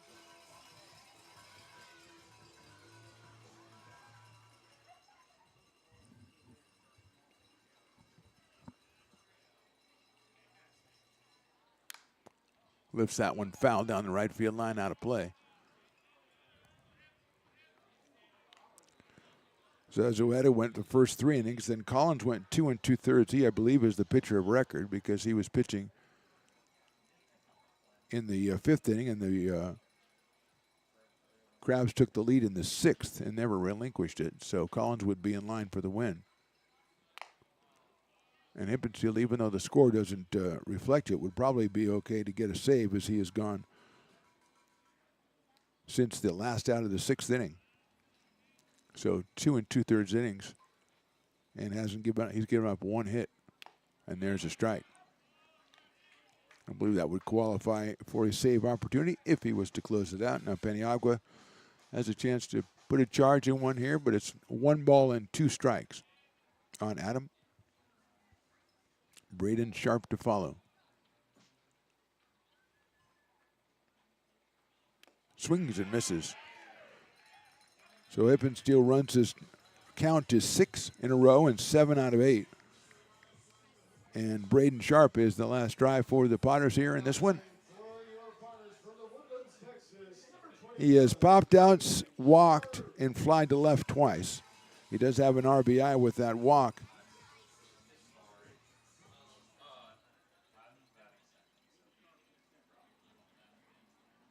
Sharp swings and misses.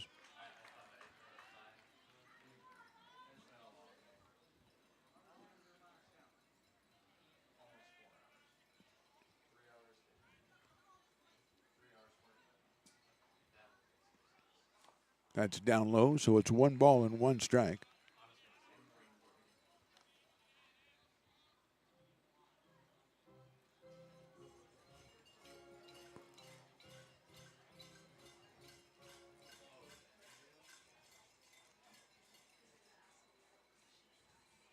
Swing and a miss.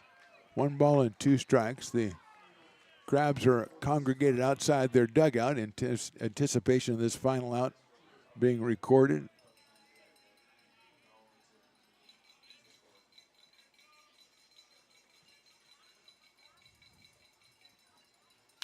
That's a little bit too high. 2-2.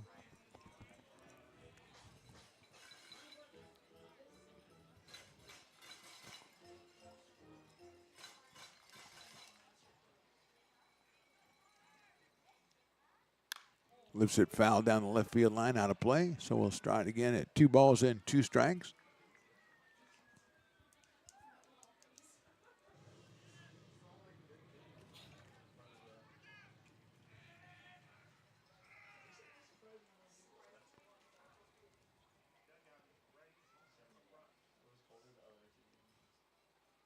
That's in the dirt, 3-2. Bounces away from Soares behind the plate, and he just let it go. Just give me another one. I'm good. Full count on Braden Sharp.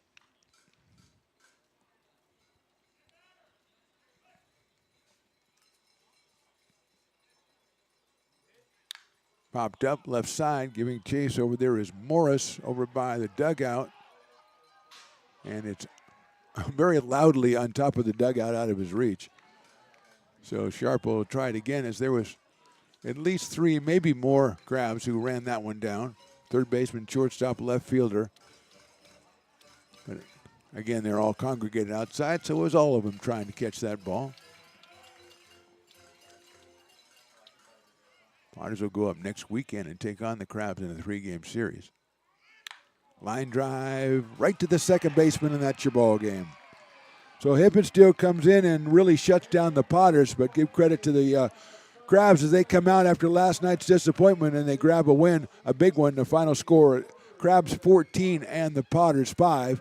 The Potters now will take tomorrow off, and they have a 2-game series against the West Coast Kings. Those games are Tuesday and Wednesday night, 6:35 on Tuesday, 6:35 on Wednesday. Our final again tonight, the Humboldt Crabs use 3 in the third, 2 in the 6th, 4 in the 7th, and 4 in the 9th to pile it on. They beat the Potters. Our final score, Crabs 14 and the Potters 5. For Mark the Phantom Lowe, for Riley the Engineer, Willie Preston, the interns, and even Voldemort, we say thanks for watching. We'll see you next time.